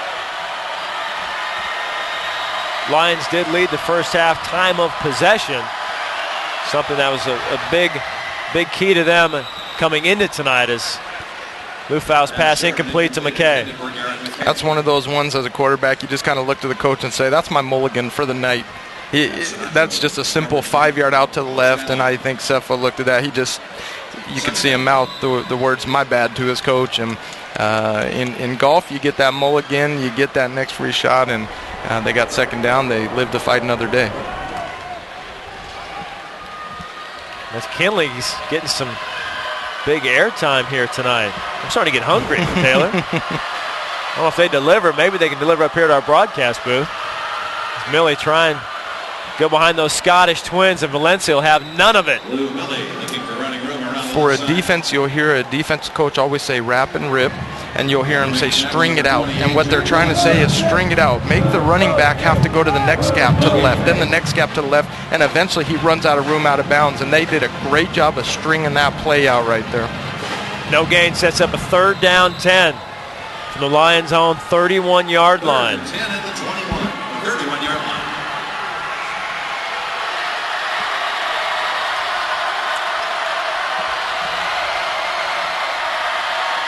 Lufau's got 3 receivers spread. Millie in the backfield. Rolls right. Firing sidelines high. Intended for Griffin. That'll force a Lions punt. Number 10, Drew Griffin. Good coverage by Nick Splendorio. He was at safety. They were running that button route and a comeback on the outside, and they'd run that in the first half. Nick saw that, predicted what they were going to do, and Cepho had nowhere to go but throw it away. Here comes Joey Botcher. Last time he tried to punt, snap was high, resulted in a safety, and this one high as well. See if Botcher's able to get it away. He kind of does off his foot. That might have been tipped. Oh boy, and Skyline's got the ball on the 20-yard line. Not a great start, obviously, for the Lions. They've got to shore up that snap. In the game of football, there's offense, there's defense, but special teams, a lot of games come down to a play or two on special teams. Tonight, we've seen 2 snaps go high. One, they had to push out of the end zone for a safety. That one, they were able to get it away for a punt, but obviously the field position Skyline's getting, that's not favorable for Bellarmine. Tom Larson, the head coach, knows got to figure that out. Not what you want to do, especially with an offense as potent as Skyline. They mark it on the 19, so first down 10 for Skyline. Their opening possession here in the third quarter. It's a handoff, Splendorio. He's got room around the end. But a nice tackle there. Brandon Thompson limits him, 2-yard gain. To go back to the emphasis on special teams, last night we saw Buda Baker for Bellevue return that punt that was the first score of the game. Tonight we've seen Skyline hit the long field goal that was probably good from another 10-15 yards, and we've seen the 2 bad snaps for Bellarmine. Seems like the teams that can put all 3 fastest together, offense, defense, special teams, comes out on top. Brown tries to find Splendoria on the quick slant. Good coverage there by Drew Griffin. Wasn't right after he threw that. Max jumped up and down. That was one he'd like to have back a little bit behind. If he puts that in front, that's a completion. So third down 9, chance for the Lions defense to make a stand here.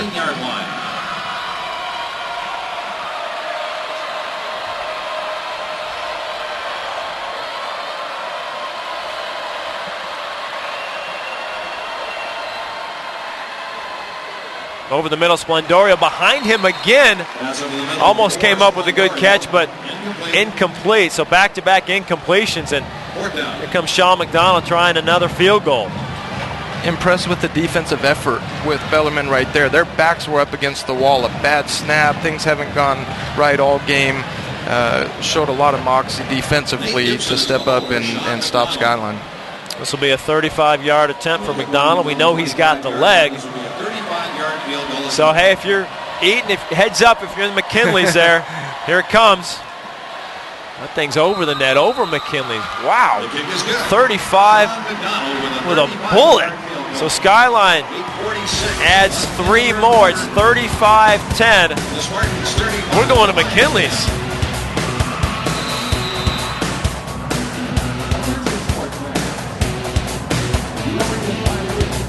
The future of our state is very important to Washington dairy farmers. And it starts with our youth.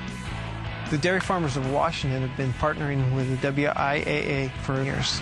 Sports are very important in building good work ethic. They help students by teaching them discipline, teamwork, dedication, and preparing them for the challenges that they're going to have later in life.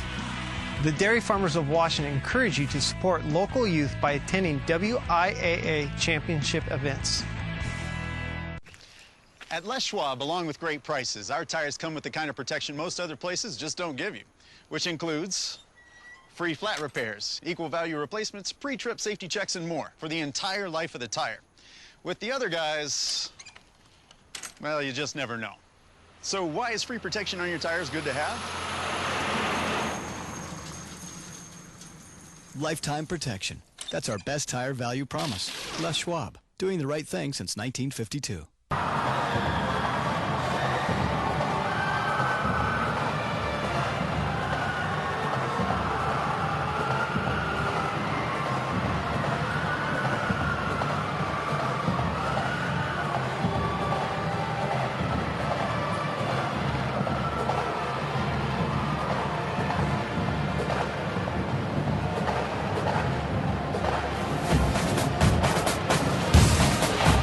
35-10 now, 8:46 to go, third quarter. Fans out there, you can order your very own DVD copy of today's championship as well as other WIAA championship events. Go online to prepfilms.com.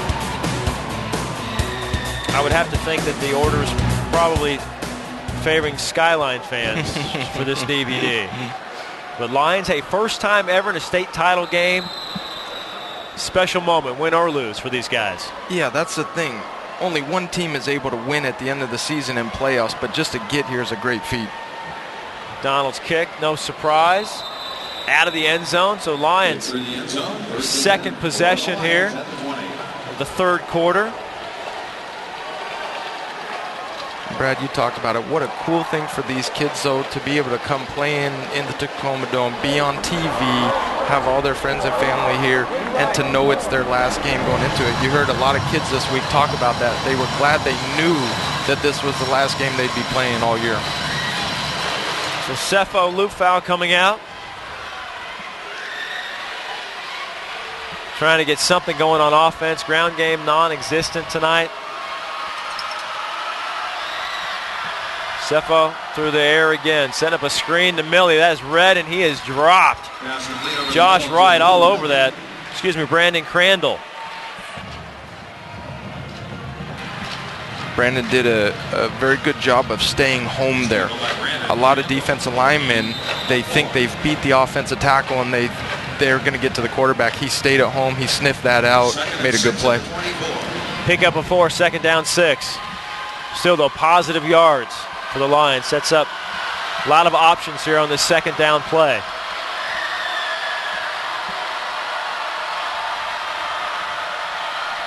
Millie finding some room. Sean McElhaney there on the bottom, but another good pickup. Finally getting something going on the ground. That looks more like Bellarmine offensive football. Get a push with the offensive lineman, get positive yardage. It's a 4-yard gain. Third down 2 Lions. We saw Lufau keep it last time and get those 2 tough yards for a first down. See if he'll do the same this time.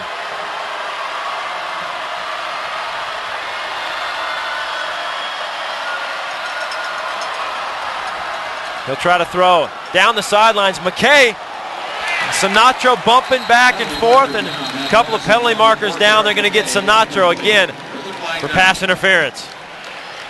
Good throw by Cepho, a guy right in his face. Again, he was on his back foot, gave his receiver a chance. That was man-to-man coverage. You have that fade route. If he beats him, you lay it over the top. If not, you throw it back shoulder. Pass interference against Skyline.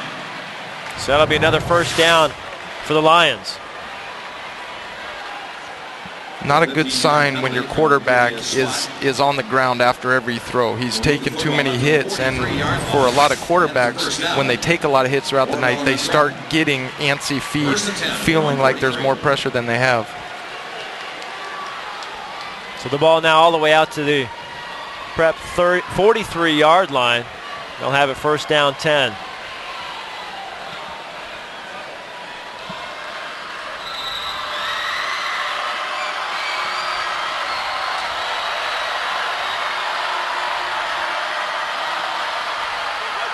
Fake to Millie. Oh, and a great escape from a sack.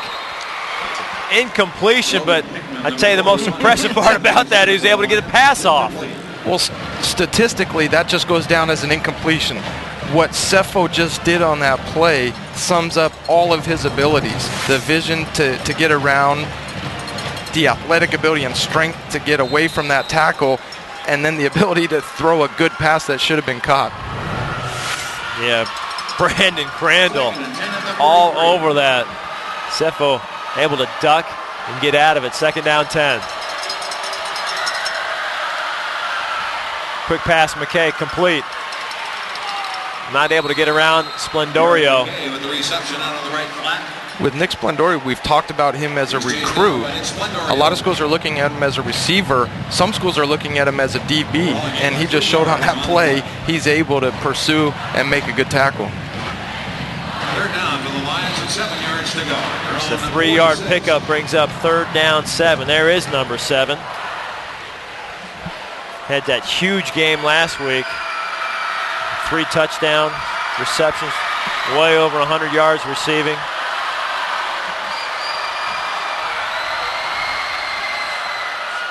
Quick hit to Chandler over the middle, complete. Bounces off a couple of tacklers. He carries it down to the 35. We talked about Nick Splendorio being recruited on both sides of the ball. Same with Calvin Chandler. Some schools have offered him as an outside linebacker. Some have offered him as a slot receiver, and you see why some schools like him as a slot receiver on that play. 6'2", 220, load to bring down. Big boy, very strong, athletic. We saw on the touchdown he was able to keep his feet in bounds and had good hands as well. That was a flag we just saw over near the sidelines going, looks like against the Lions. Just when you feel like Bellarmine is starting to get some momentum, a flag brings them back, a penalty brings them back. It feels like it's been that way all night for them. They're just fighting an uphill battle. Bringing that one all the way back. Steve Jensen with the call.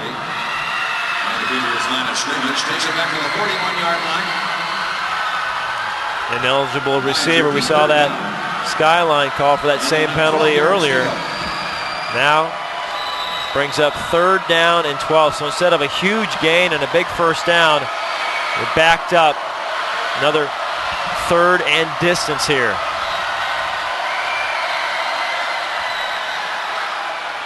Pick up the blitz. Feathers one out there. Oh, and Sinatra with a great interception down the sidelines. He's got Pallur blocking. Cut back. And knocked out of bounds at the 10. So what a difference the penalty makes.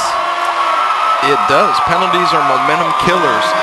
Instead of having first down in Skyline territory, they're in a 3rd and long, and they win a play action. Skyline's defense does not have to respect the run on a play action on 3rd and 12. So the DB stayed back, they read Cepho's eyes, and were able to make a play on the ball. Picks it right off of McKay there. He's down the sidelines.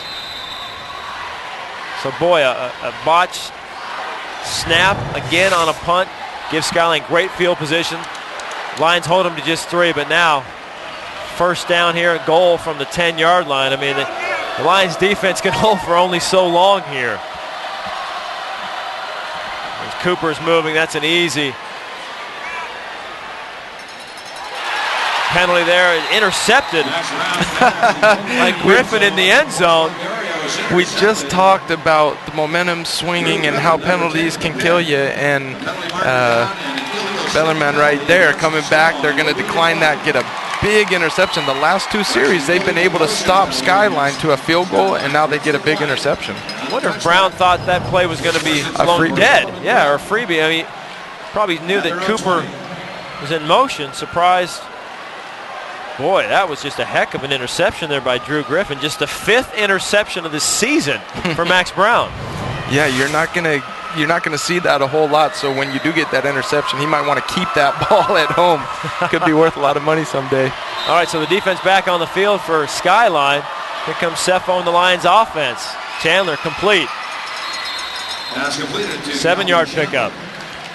I love the call there. After a quarterback throws an interception, sometimes they can get trigger shy. For the coaches to show the confidence in him and give him a nice, easy rollout and an easy completion, I think that was a great call right there. 2nd and 3 at the 27. 2nd down 3. Lions keep the ball. More importantly, keep it away from Skyline. There's that play again, complete. Chandler, another great grab. Same play they scored on in the 2nd quarter. That's been a very effective play for them all night. Another great throw by Cepho. Great route and catch by Calvin, and good protection by the offensive line to give Cepho a chance to step into that and throw it. He's shown several times nice touch on that deep ball. Sure has. It's not all about arm strength. You got to be able to put the teardrop in there. So now in Skyline territory, 1st down 10. Cepho looking for more over the middle. He's got his man wide open. Drew Griffin, he had the interception. He's got the big reception.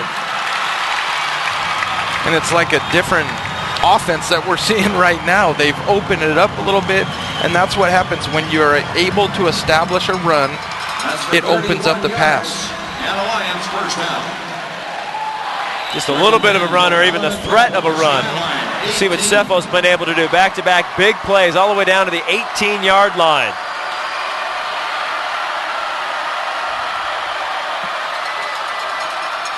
Looking for more. Got his man again. Complete to Griffin. Griffin knocked out of bounds and slow to get up. Another great throw, and Cepho took another big hit there. Peyton Pallure was coming off that backside. You got a Pac-12 linebacker breathing down your neck, and you can feel that. The hairs on the back of your neck stick up, but he stayed in there and made a good throw. A 6-yard gain. Give him 6, second down 4.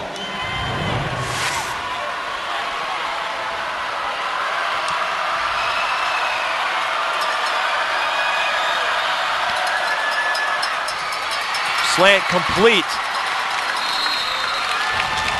Griffin again, been the go-to receiver last 3 plays. Down to the 6-yard line. That'll be a first down. First down goal for the Lions. Remember, this drive started way back on their own 20. We're seeing in this drive why Bellarmine is in this game. They've been able to do this all year against opponents. The score's a little deceiving. Skyline's a very good team. So is Bellarmine.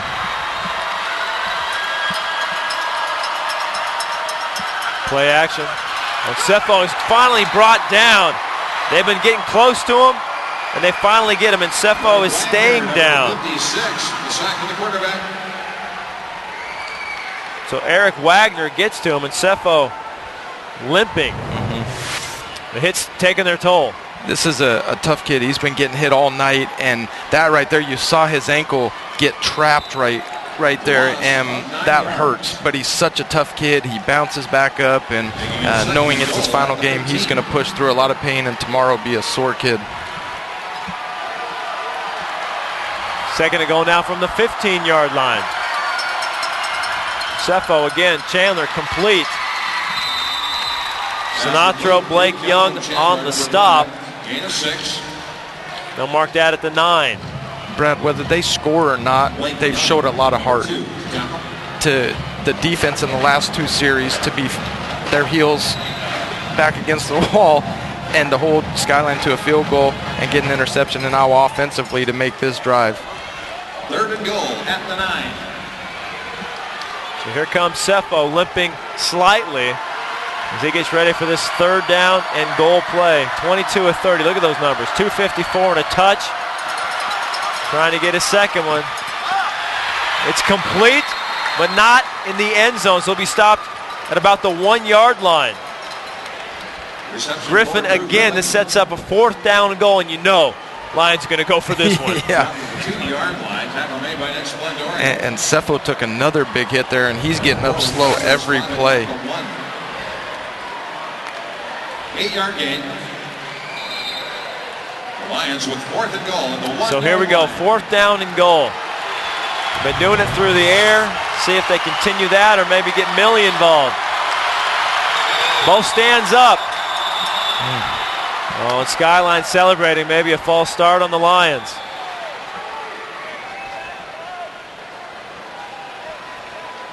You heard the crowd get a lot louder there, and that can affect an offensive line. They're looking forward. They're waiting for the snap count, and defensive guys are moving around. Might credit that one to the Skyline crowd right there. So it was a false start. Pushes them back 5, so it's 4th down and goal from the 6.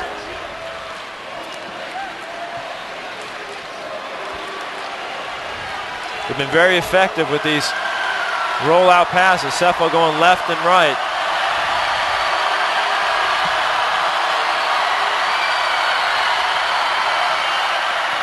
Quick slant to McKay, touchdown! It's in front of Barney. Touchdown, Bellarmine Prep.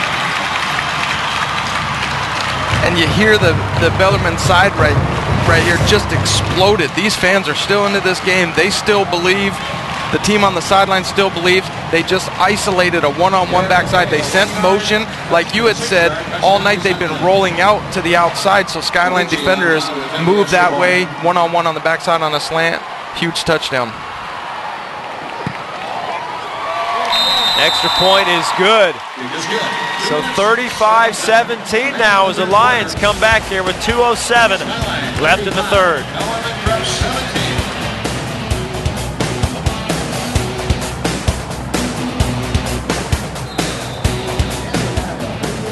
The future of our state is very important to Washington dairy farmers. And it starts with our youth.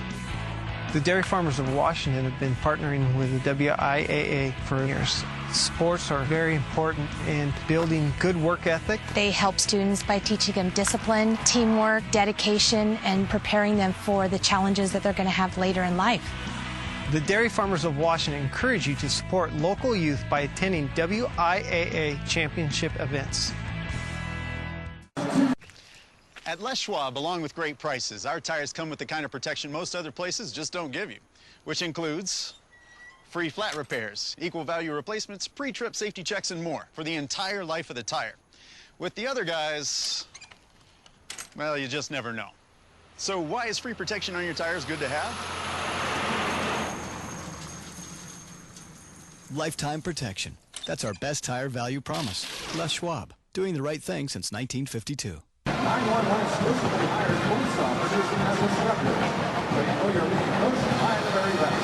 With 38 locations throughout Washington State, we are proud to support the WIAA and our local high school students. To find a location near you, log on to 911drivingschool.com.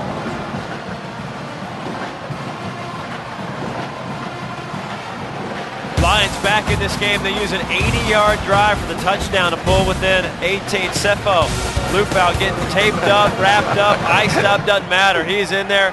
He just threw a touchdown pass and a great drive for this Lions offense. It really was. They hung in there. They opened things up a little bit. They got the running game going early this half, which opens up play action. They've hit across the middle. They've gotten outside, and right there, that isolated one-on-one backside and got the slam. And almost helped them get in that legal motion penalty instead of fourth and goal from the one. You know, you get now from the 6-yard line, you get a little more room there for Cepho. Usually penalties hurt you. On that one, it was a benefit for them to get some room to open it up to hit that slam. Kick is away. Not going to come out of the end zone, so Skyline takes over. I tell you, they've had the ball twice. They've scored a field goal, but deep in the Lions' territory, and not much offense at all in the third quarter. The defense for Bellarmine has been so much better the second half. Skyline's offense is funny that way. It's almost like they're more comfortable having to drive 80 or 90 yards than they were the last two series where they only had to drive about 20. Well, they've got 80 yards to go here if they want another touchdown. Max 0 for 3 with a pick in the second half. That's something you just don't see very much. We've seen him now for 3 straight state title games here, and I don't remember seeing a stretch like that as Cooper just moving the pile. Boy, I tell you, for a guy 5'10", 165, he runs very physically. He was a big addition for them this offseason. He's really been able to balance the passing game with the running game that he brings to the table. Cooper's accounted for 14 touchdowns this year. Again, a transfer from 2A Foster. He was 10-10 those 2 years at Foster. Comes here and he's like, boy, I like this. 13 wins, I like this. This is a fun offense to play in. It's another big weapon for Max Brown, and we've got a penalty before the snap.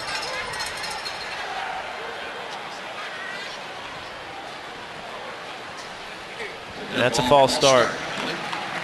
Cooper, we talked about coming into the game, only needed 121 yards to become the first 1,000-yard rusher at Skyline since Tyler Washburn had 1,388 yards in 2007. And that's missing a game, too, so putting up some big numbers, as a lot of players are on this Skyline offense. So now 2nd down and 6. Cooper again. Cuts back, and he is met. Nick Dionis bringing him back. This is a game. It's a tale of two halves. The first half, Skyline pretty much did whatever they wanted offensively. Bellarmine offensively couldn't get a running game established, became one-dimensional, and it's been the flip this half. 3rd and 7 at the 23. Lions coaches yelling out the instructions, getting their team ready. It's a big 3rd down 7. Brown out of the shotgun. Goes complete to Cooper, and Cooper out of the backfield, shakes a tackle, shakes a couple, finally brought down by Griffin, now close to the 45-yard line. We talk about the experience of Skyline and Max Brown, and that's what he brings to the table. When a lot of guys would have panicked about the situation, he just drops back, stays calm and cool and collected, gets to his running back on a check down, gets a much-needed 1st down. Well, we've talked about a theme tonight. Lions missed that initial tackle. Spartans able to get yards after that first contact.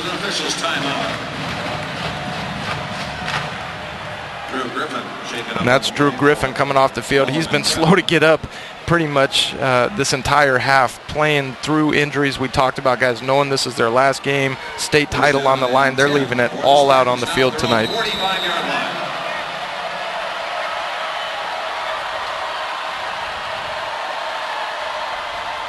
Here comes Millie on a blitz. He misses Brown. Brown, see if he can make him pay. Going for Sinatro. Great grab! And in the end zone. So Brown eludes the sack, adds another touchdown for Skyline. And as much as you'd like to say as a coach, you drew that up, that's Max Brown just making plays. And listen to the crowd, they're going wild. And a great grab by Sinatro.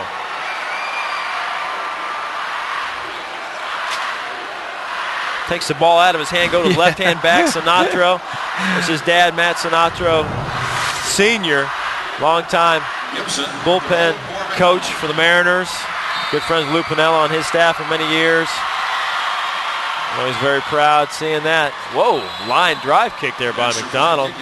But it's good, 41-17. Back to our Ford Sports Desk and Angie. Spartans 42, Lions 17, 15 seconds left in the 3rd quarter.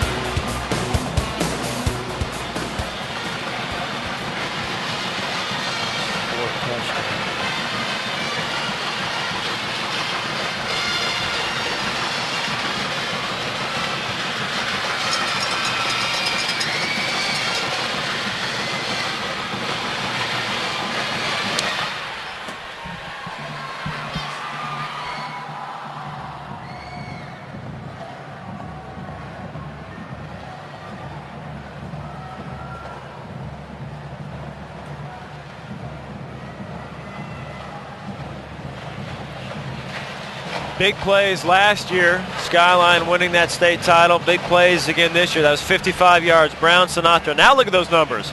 19 to 26, 336, 4 touchdowns. Weren't we just saying he was 0 for 3 with a pick here in the second half? And that's what he brings to the table. He'll just sit back there, and where a lot of quarterbacks would get frustrated and start forcing things, he didn't. He hit that check down on the 3rd down, gives him another stretch on the series, and then he makes a big play like that. It seems like Bellarmine has had to fight to drive and score. Skyline's been able to just strike quickly. 4 touchdowns on the night for Mr. Brown, now 49 on the year. We've got 15 seconds left here in the 3rd quarter. Although Cepho hasn't matched him touchdown for touchdown, he's really shown that he belongs certainly on the same field as Max Brown. And this is a matchup. This is not the last time we're going to see this matchup. Right. These two will be playing each other in the Pac-12, and both of them will be playing for both teams. Yeah, a little uncertainty with Cepho. Of course, the Colorado commit fired their coach, John Embry, so maybe things up a little bit in the air. But we certainly hope it works out for Cepho, and he's able to go up there to Boulder. And he is out of a grasp again of a Skyline defender. Well, he has been running for his life. That's Sean McElhaney. Can't bring him down. Sometimes you'll see a sack, and it was just a great play by the defensive lineman or a blitzing linebacker. Sometimes you see a sack, and it was a coverage sack. Right there, Cepho had to hold the ball. The line actually gave him good protection. It was such great coverage downfield. And then Cepho was just able to make a play with his feet and get some yards.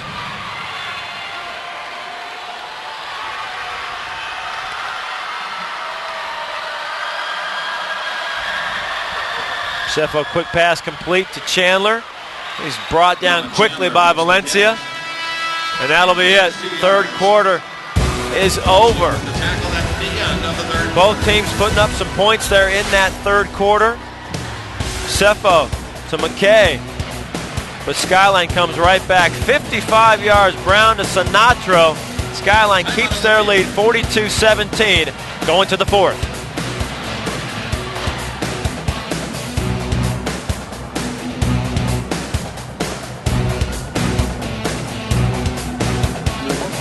The future of our state is very important to Washington dairy farmers. And it starts with our youth. The dairy farmers of Washington have been partnering with the WIAA for years. Sports are very important in building good work ethic. They help students by teaching them discipline, teamwork, dedication, and preparing them for the challenges that they're going to have later in life. The dairy farmers of Washington encourage you to support local youth by attending WIAA championship events.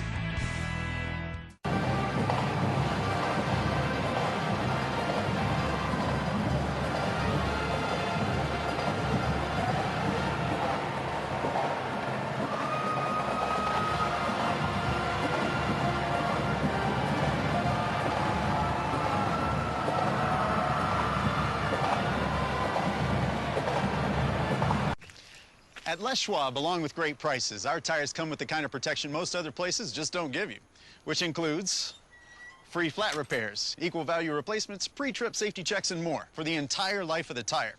With the other guys, well, you just never know.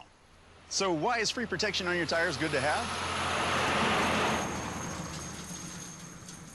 Lifetime protection. That's our best tire value promise. Les Schwab, doing the right thing since 1952.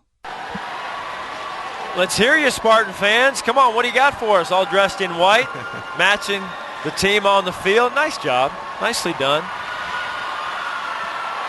Yeah, and then oh boy, that's a whiteout. That's going the extra mile there. He's a real fan. Wow. They are dedicated, and the school and the community supports this program as good as anybody. Second down 8. First play here of the fourth quarter. Cepho out to Chandler again. Bounces off one tackle. Blake Young shoves him out of bounds. Close to a first down. Set up third down 1. Games like this, kids are really able to raise their stock. You have less teams playing, more eyes on you, TV, college coaches. There's kids tonight that have earned more scholarships or a first scholarship as a result of what they've done on the field.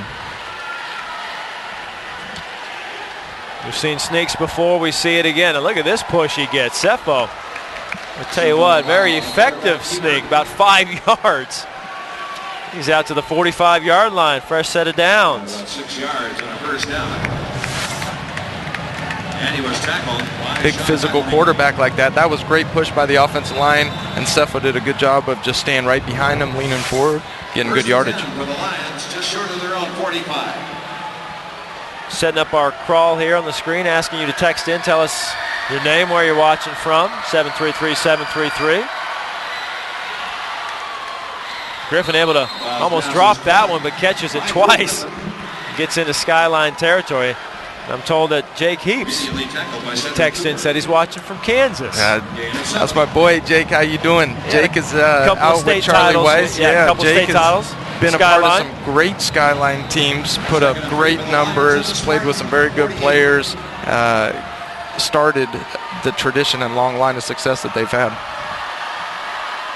Cepho on the run again. Chandler can't grab this one. Pass intended for Calvin Chandler. Jake's going to have an opportunity. He started at BYU as a true freshman and sophomore, transferred to Kansas, so he had a red shirt this year behind Dane Christ, and is going to have 2 years to be the starter out there. Rock Chalk Jayhawk with Charlie Weiss. Charlie Weiss certainly knows his offense.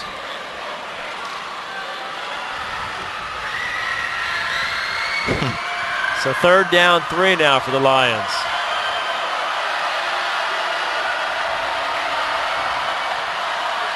Straight up the middle, and that's going to be very close to a first down. Brandon Thompson, junior.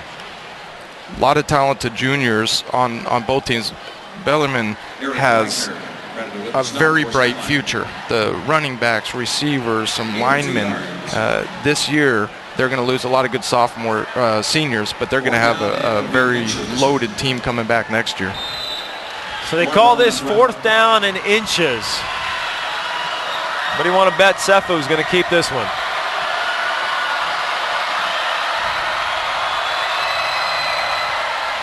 Thank you.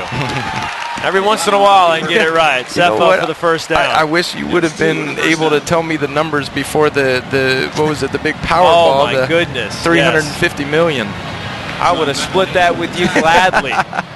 Oh, no problem. For the Spartans, it's 1st down and 10 for Bellarmine Prep. All right, so here we go. 1st down 10. Lions drive. They got on the 44-yard line. Skyline coming up on 10 minutes to go in this game.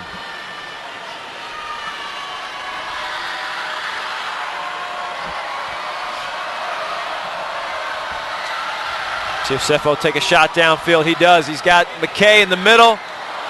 Barney with a hand on it. Good coverage. Incomplete. McKay, number 3, the intended receiver. I want to take a step back. We've talked about what the job Matt Taylor has done with this program. Steve Jervis is another name to mention. Steve Jervis was actually the head coach when Matt Taylor was on the staff there and really got things going with the offseason training program and everything that they did, getting the youth programs going, the community involved, and Matt Taylor actually took it to the next level, and you see the result of what they're doing tonight and over the last couple of years. Yeah, he was an assistant from 1999 to 2007. This is his 5th year as head coach. You're right, they've just built a powerhouse. Cepho throwing it right to Splendorio. Splendorio out to the 45-yard line. So turnover for Lufau. And a 16-yard return. In defense of Cepho, when you're down so much, you have to become one-dimensional. The defense knows you're throwing, so they sit safeties back there. They have coverage man-to-man underneath, and that's where Splendorio was just able to stay back there and say thank you for an early Christmas gift and try to get upfield and get as many yards as he could. So Skyline goes 80 yards their last possession. This will be their first chance at the ball here in the 4th quarter. Bellarmine's 2nd turnover. Skyline just the one. A Max Brown interception in the end zone.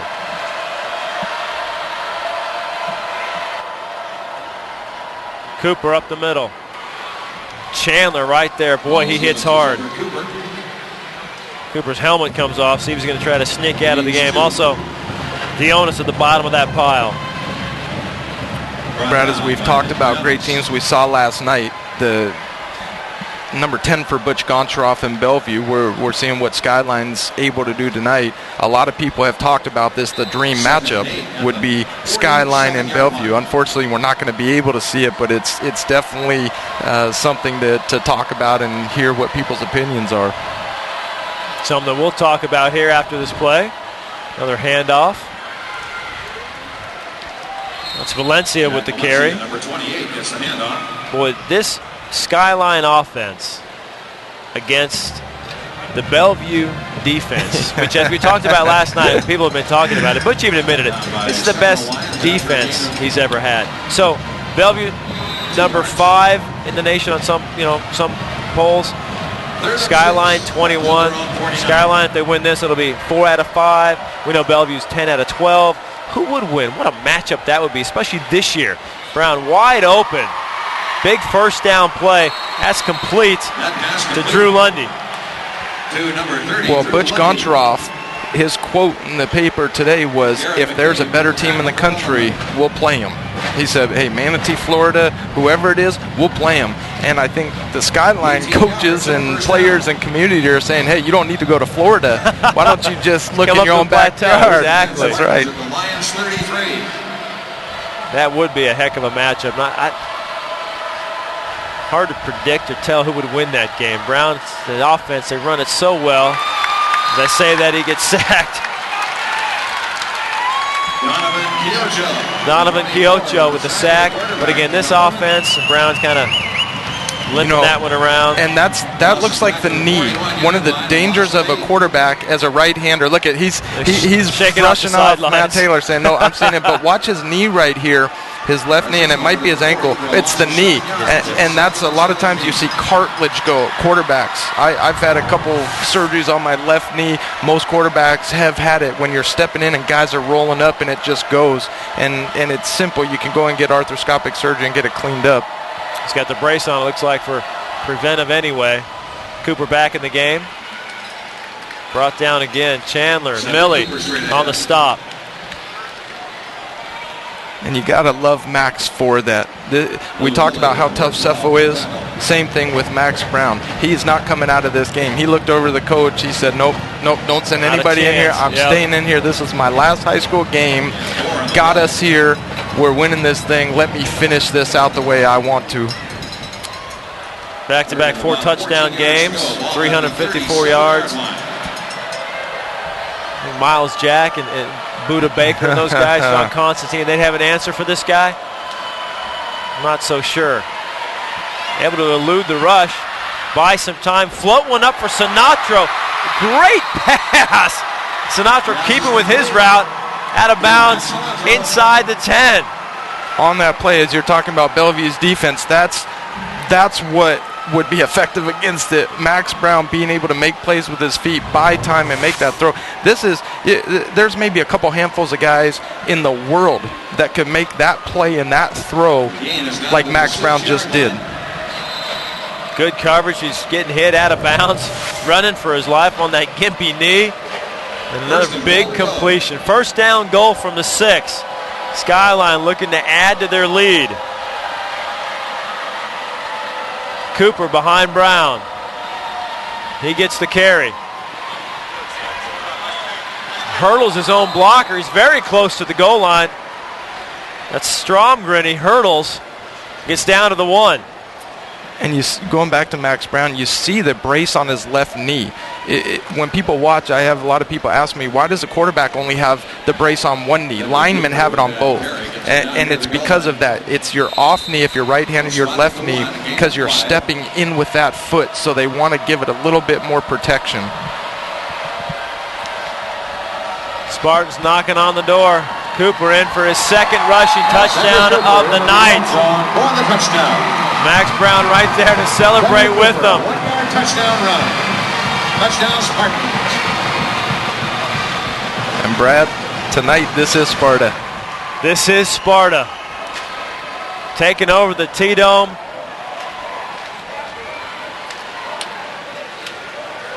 Max Brown, you got to wonder now with the threat to the injury there, the game well in hand. Is his night over? That's the last, I believe, we'll see a Max Brown tonight. Let him go out with a touchdown drive. His last throw of his high school career might have been one of the best he's ever thrown. Let him go out on top. McDonald tacks on the extra points. It's 49-17. They do it big plays. They do it with just 1-yard runs. Skyline rolling again. 48 seconds remaining in the fourth quarter.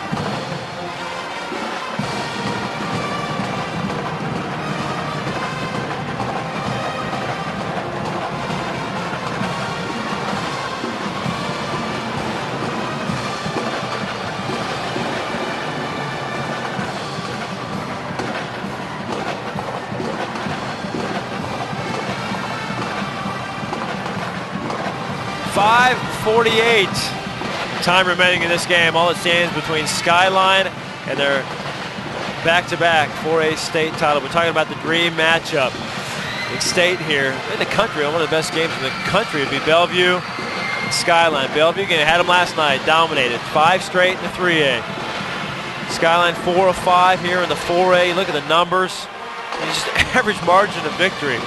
Skyline 35, Bellevue 34.2. How similar and how close are these teams?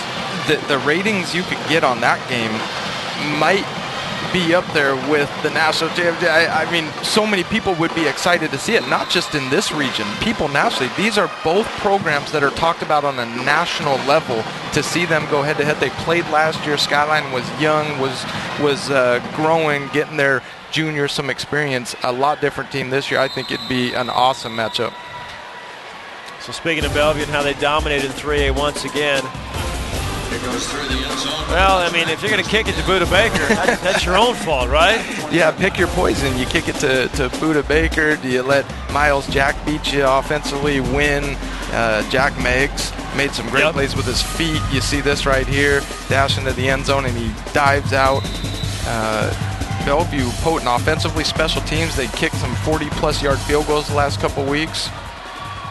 So completion to Chandler. So I'm going to put you on the spot. That's what I do. You knew it was coming. So who wins that game? You talk about pick your poison. I guess I got to pick mine right now. If I had to pick, I'd take Bellevue. I would take Bellevue.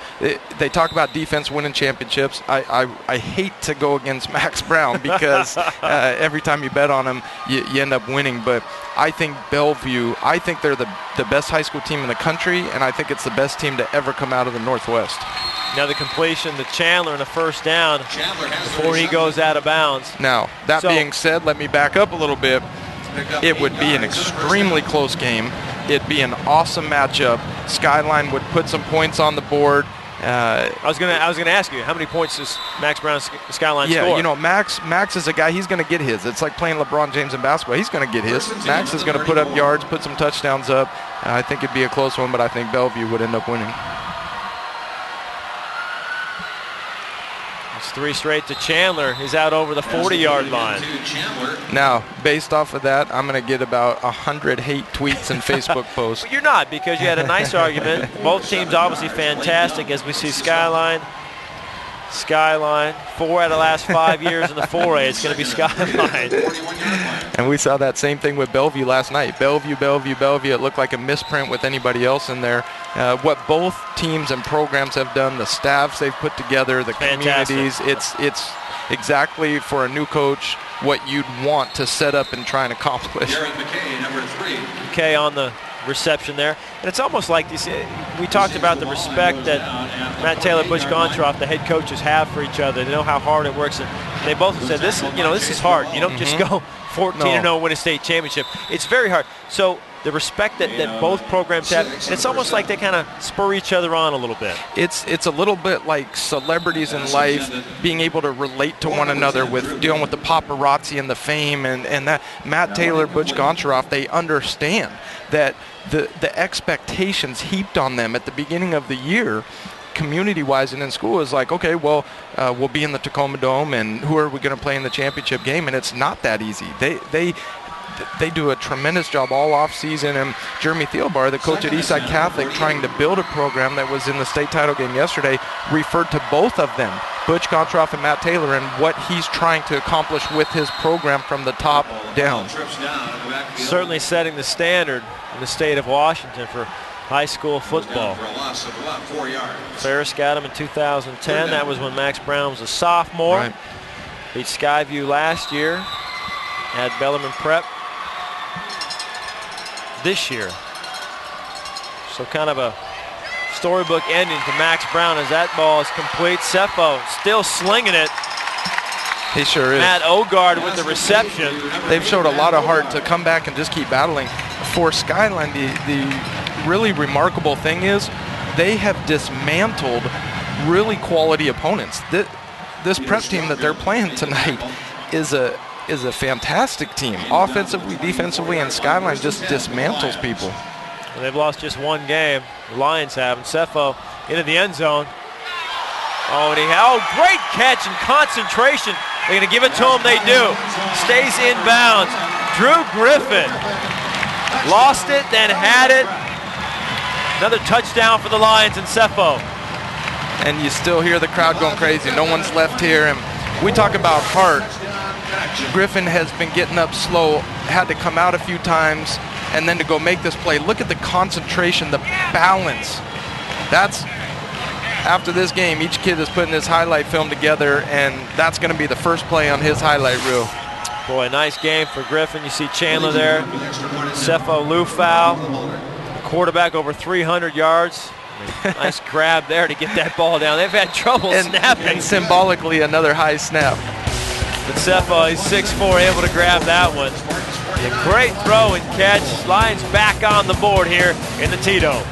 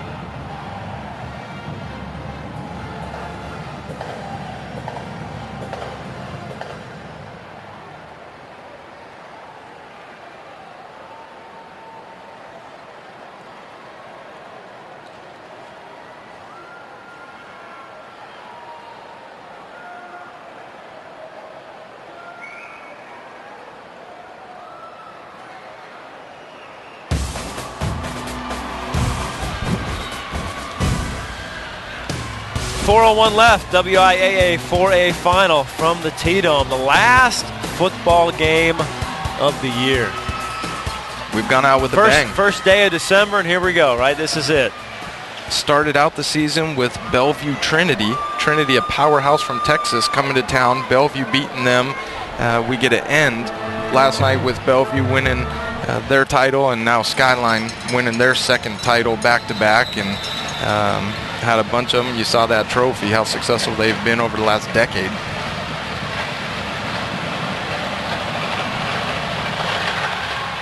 Little onside kick. Bobbled there by Stromgren. See who ends up with this one.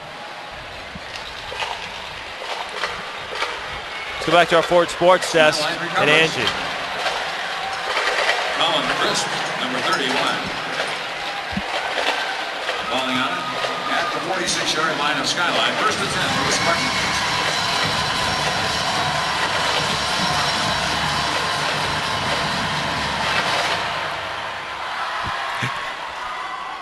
He's pissed.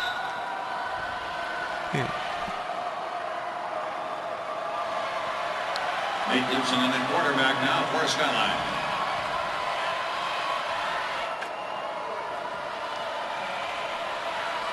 Max Brown not able to add to that career passing total because he's out of the game. In is lefty Nate Gibson, the backup quarterback. You see there is number 4. Now I just love the attitude and just the aggressive. Look, the helmet stays on. He's like, I know I'm out, but maybe I'll get in for like one more play. Could be a shot. I'll go in there, coach. If anything happens, I'm ready to go back in. You just call my number, I'm ready. Get those chin straps on, and he's ready to go. But Matt Taylor said, that's it, big boy. You've done enough. Well over 300 yards passing tonight, 4 touchdowns. Another storybook end to season and career for Max Brown. And let's talk about this fact that we mentioned Jake Heaps earlier. Jake Heaps was the #1 quarterback in the country coming out his senior year. Max Brown the #1 quarterback in the country. So when Jake graduated, Max Brown, a young sophomore Max Brown, steps into the mix. So all of a sudden you've seen a 6-year reign of having the #1 quarterback in the country at Skyline. I don't know if that's ever been done in the history of high school football. Some pressure for Matt Taylor. Yeah, and the next quarterback. See another handoff there. Justin Mock getting some carries, getting a first down.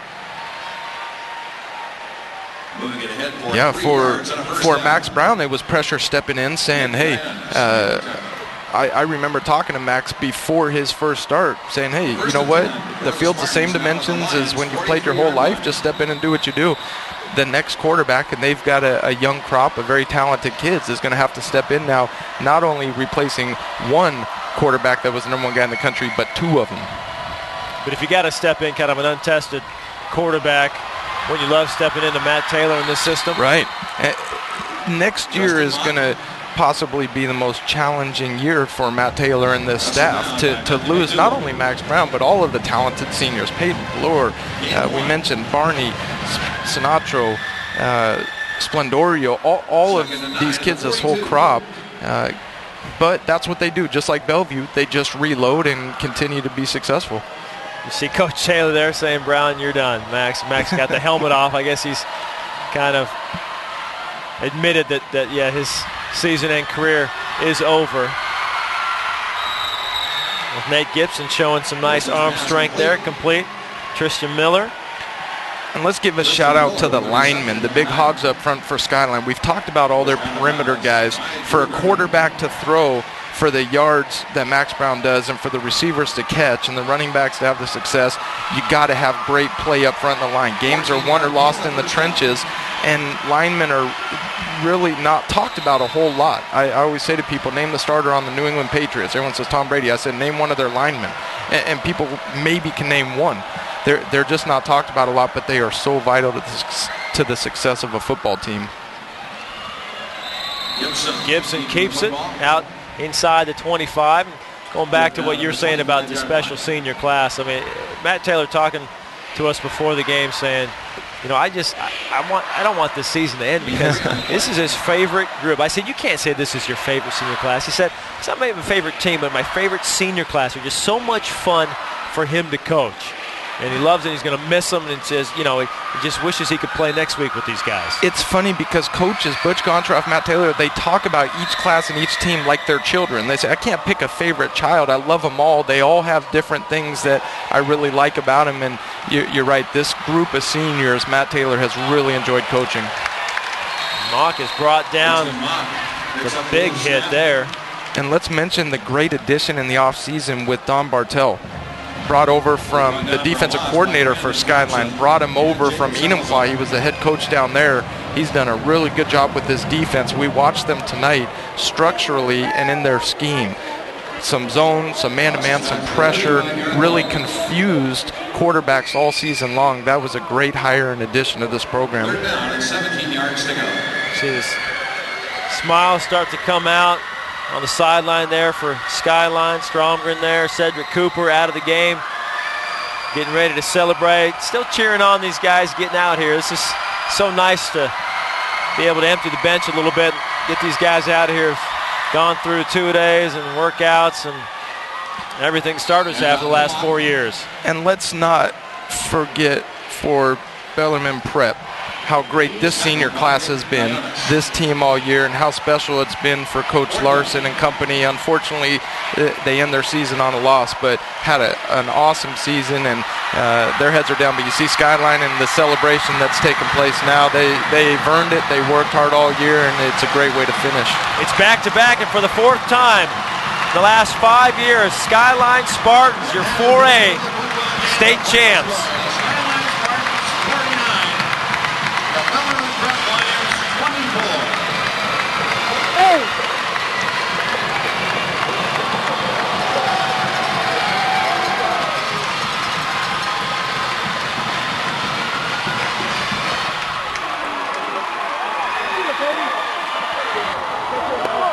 So Max Brown finishes his high school career with another state championship, 49-24. 4 touchdowns for him, coaches shake hands. Here comes handshakes between the two teams. A well-played game, two good teams. Saw a lot of talent. We'll see a lot at the next level as well. Going to be fun to continue to see the careers of a lot of these kids. We talked about the Northwest. More powerful than it's ever been. We're seeing more coaches come in to recruit. You saw Lane Kiffin, the head coach at USC, on the sideline. Justin Wilcox, the D coordinator from UW, was here. Washington State was in the house. Portland State. All of these kids being recruited. It's neat to see high school football in the Northwest, and it's really fun to see Root Sports this year doing the Thursday night game of the week, covering the semifinals and state championship, put a spotlight on these kids and teams that have worked so hard and deserve it. We had a lot of fun this year doing our high school game of the week. A lot of fun doing some work down here in the T-Dome. This is the last game of the year, the 6th state title game held this weekend at the T-Dome. Skyline fans, they just, they're experienced. They know what to wear, when to cheer, how to cheer. They get into it. Both sides did. So, it's a lot of fun to be in this atmosphere. The high school kids who really kind of let it all hang out. It's been enjoyable. So 49-24 the final. We're going to step aside for just a couple of minutes, come back, get some interviews, more celebration on the field. Skyline, your champs.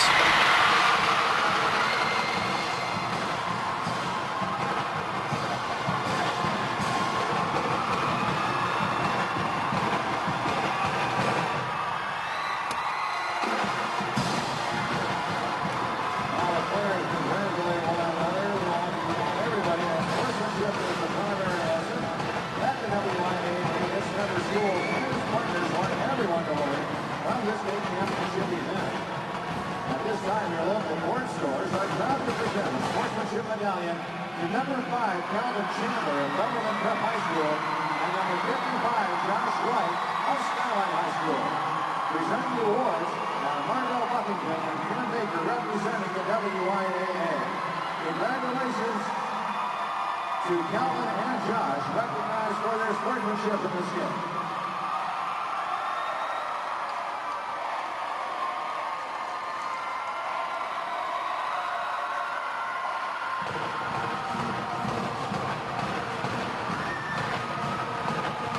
Now, fans, at this time, we'd like to recognize the achievements of today's competitors. WIAA community team, their athletic achievements, as well as their sportsmanship. At Les Schwab, along with great prices, our tires come with the kind of protection most other places just don't give you, which includes free flat repairs, equal value replacements, pre-trip safety checks, and more for the entire life of the tire. With the other guys, well, you just never know. So why is free protection on your tires good to have? Lifetime protection. That's our best tire value promise. Les Schwab, doing the right thing since 1952. Second place finish in 2012 4A football.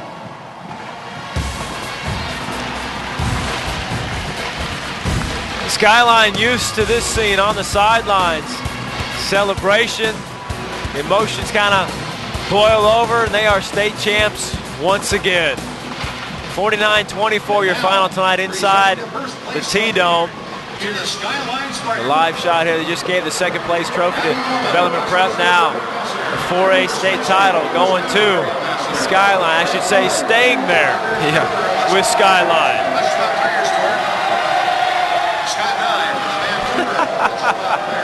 Nobody trying to look tough. I like that. All smiles. Normal team pictures are all just real tough. Nobody smile. Nobody smile.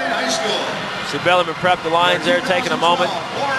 Great effort. See number 13, Cepho Lufau. Huge game tonight. 376 yards passing, 3 touchdowns in a losing effort. And really cool, you see the faith aspect of the Bellarmine Prep program as well right there. Max just takes it right from Coach Taylor, pumps him out of the way. He said, you know what, you want to take me out with 5 minutes left in the game. I could have had another series, so give me this trophy. No longer any control over the seniors, right? They're done. So now you got that trophy right in the middle. See Trevor Barney there holding it up. Barney had that huge first half with 10 receptions, couple of touchdowns. Skylines has scored their first 3 possessions. led, of course, by the big man, Max Brown. We talked about what a big-time Division I quarterback looks like, the #1 guy in the country, and you saw all aspects of it tonight. The short passes, look at him tucking it and running when he needed to, lowers that shoulder. Screen pass, able to set it up, invite the rush into him, drop it over the defensive lineman's head, and then able to get the pump fake and drop that beautiful deep ball. No one throws a better deep ball than Max Brown. And you see him on the sideline right there talking to Coach Taylor, talking about the defense and what they saw. They're always scheming things, and that's why they're just so effective. We've seen it the last 3 years. He's played in 3 of these, 3 straight state title games. Lost as a sophomore, won last year as a junior, and of course wins here tonight as a senior. As we go back to our Ford Sports Desk, recapping the day for us, our good friend Angie Minton.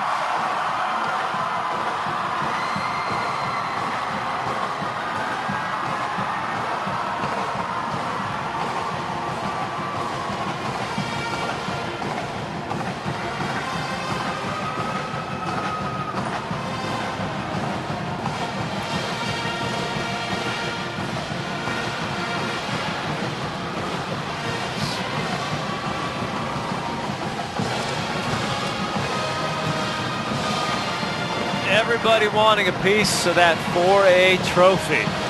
Guys getting a hand on that. It's pretty heavy too, so be careful when you guys lift that thing up.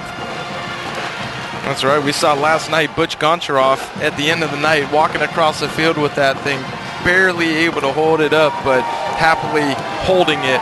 Same with the Skyline players and coaches, and you see right there in the center, number 7, Nick Splendorio, worked extremely hard. Great career, capped off by a fantastic night tonight. They had an interception, big plays on offense as well. The offense, certainly the story early. Skyline took control, scoring touchdowns their first 3 possessions. Always seem to be talking offense, always seem to be talking about Max Brown when we mention Skyline. He joins us now. Max, how are you, buddy? Congratulations. Doing good, guys. Thank you. Thank you. That's a nice hip check you threw on your coach, Matt Taylor, there. You got the trophy. He kind of grabbed for it. You said, hey, not anymore, buddy. This is mine now.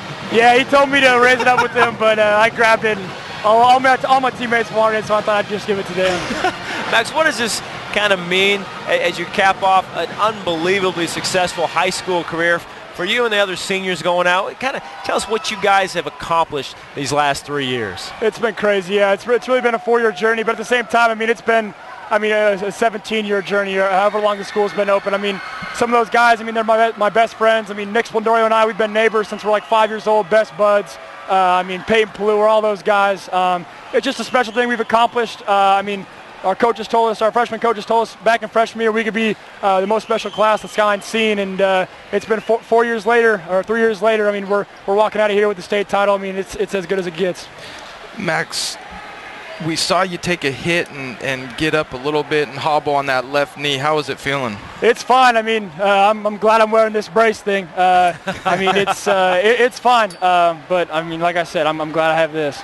You talked about it being so special with this senior group and leaving with the state title. How special was it to you to have your future coach in Lane Kiffin and quarterback coach in Clay Helton on the sideline watching tonight? Yeah, Coach Taylor kind of went behind my back. I didn't know Coach Kiffin was going to be here. I knew Coach Helton was going to be the quarterback's coach, but I didn't know Coach Kiffin was going to be here. But it was good to see him. I mean, I'll be heading down there in a month, and so it was good to see my future coaches. Boy, you know, you guys just don't lose a beat on offense. Andrew Geese out, you know, a big receiver, big target for you. But talk about the play of Trevor Barney. He comes in and goes just berserk that first half. Yeah, he's been a stud. I mean, I let Trevor walk out with the captains and take my spot before the game. because he's the type of guy that's well-deserved, hard-working, great leader on this team, but he's a special guy. I mean, we knew going both ways. I mean, he's got, a lot of responsibility both defensively and offensively for us. But, I mean, like you said, with Andrew down, great kid, unfortunate injury, but, I mean, Trevor really stepped up and gave us a huge boost this whole game. Well, you guys were fantastic. Once again, congratulations on another state title and a great ending to a fantastic career for you.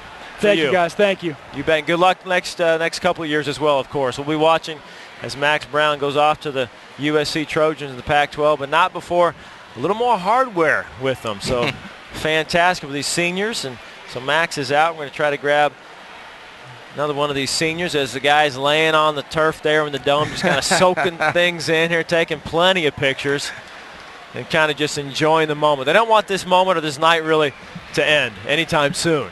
No, this is that feeling you wish you could just bottle up and always come back to and have.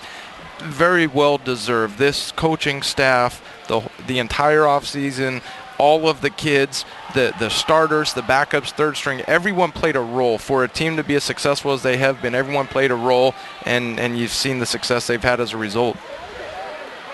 We're joined now by Matt Sinatro, senior, another guy going out with a state title. Nice for you to come in there after Mr. Brown, man. Nice to talk to you. I got a question. I'm a little upset. We didn't see any trick plays from you, no passes, no touchdown passes. What happened to you here tonight? I mean, we got rid of all of them in the semifinal game in Camo, so we kind of figured they were expecting it. But we had a few with Nick Splendorio and Andrew Geese on those double passes, but those didn't work out for us. But I'm just happy to stand here with the win. Matt, incredible game you had tonight, especially the first half. Did you guys see something in film this week that you saw structurally in the defense where you would be able to have the half you did and the night you did? I mean, yeah, Bellarmine Prep's a great team, but we saw they played pretty close to our receivers, and we feel like we're a great one-on-one team with all our athletes on our team. So, I mean, we were attacking the flats, and it just worked out for us. Can you tell us about that last touchdown pass, a 55-yarder? Max almost gets sacked, throws it up for you. You make a great adjustment on the ball. Tell us about that play. Yeah, I mean, it was a wheel play, and I was supposed to go down the sideline, but I mean, I saw an opening with the corner bailing towards the sideline, so kind of cut in towards the middle of the field. And I mean, when you have Max Brown as your quarterback, anything can happen, and he threw it up, and thankfully I made a play and got us that score. We talked to the Bellevue guys last night, players and Coach Goncharoff, about the championships they've had, and was it the best team in program history? What do you think the success this program's had and all the championships and great teams, where does this team rank? I mean, I'd like to say we're the best team ever. Obviously, it's controversial topic, but I mean, the 09 team and 05 team, they got some great guys with Heaps, and I mean, Kaysen, Gino Simone, and all those guys. But I mean, we're definitely up there. I'm not going to say we're the best or not, but I feel like we're definitely in the conversation. And finally, who wins if we saw this matchup, Bellevue or Skyline? Bellevue's a great team, but I mean, I think this year, I think we'd come on top. It'd be a great game. Obviously, anything could happen, but I feel like I feel like we could pull it off. Spoken like a true state champion. Matt, we appreciate the time. Congratulations. Go enjoy it, buddy. Thank you, guys. All right, so Matt Sinatro, a couple more touchdowns. None passing, though, man. Can't wait for him to throw it up there. I mean, he's just, harping with Matt Taylor and these guys all week long. Like, let me throw. Doesn't need to, though. Splendorio, we talked about him. Big interception. Skyline on top. We're coming back to the T-Dome.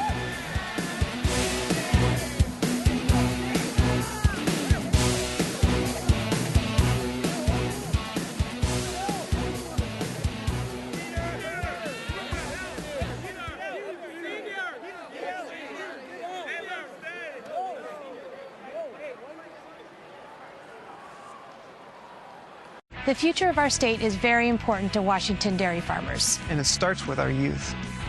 The dairy farmers of Washington have been partnering with the WIAA for years. Sports are very important in building good work ethic. They help students by teaching them discipline, teamwork, dedication, and preparing them for the challenges that they're going to have later in life.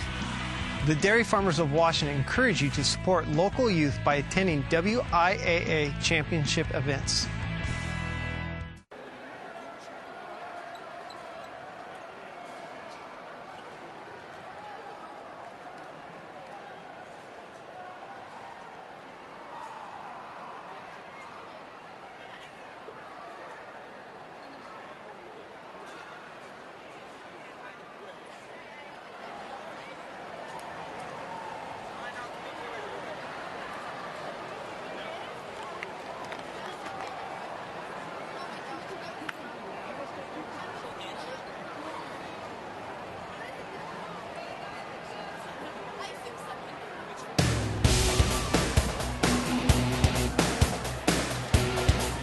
There it is, Skyline going nowhere. Buses started, warmed up, ready to go home, but they don't want to leave. Still rolling around on this turf, doing interviews. Max Brown, what a way to cap off his career. Also a way to cap off for these seniors, trying to make Max laugh a little bit. He's unflappable. He's unbelievable. I don't know what we're going to do next week. No game. Yeah, Season's no game. over. We talked about what a special year it's been and a perfect way to end it tonight. Skyline back-to-back, their 4th state title in the last 5 years. Congrats to Cepho, Lou Fow, and the Lions from Bellarmine Prep in their first ever state title game. A lot of juniors, they may be back here next year in the T-Dome. Maybe without those mustaches, though. Thanks to the crew here, Doug and Pike and all the guys, Bob up here, and of course Taylor Barton here. Great catch there. Enjoyed high school football all season long on Root Sports. Look forward to doing it again next year. Skyline, Matt Taylor on top. Thanks for watching. Good night.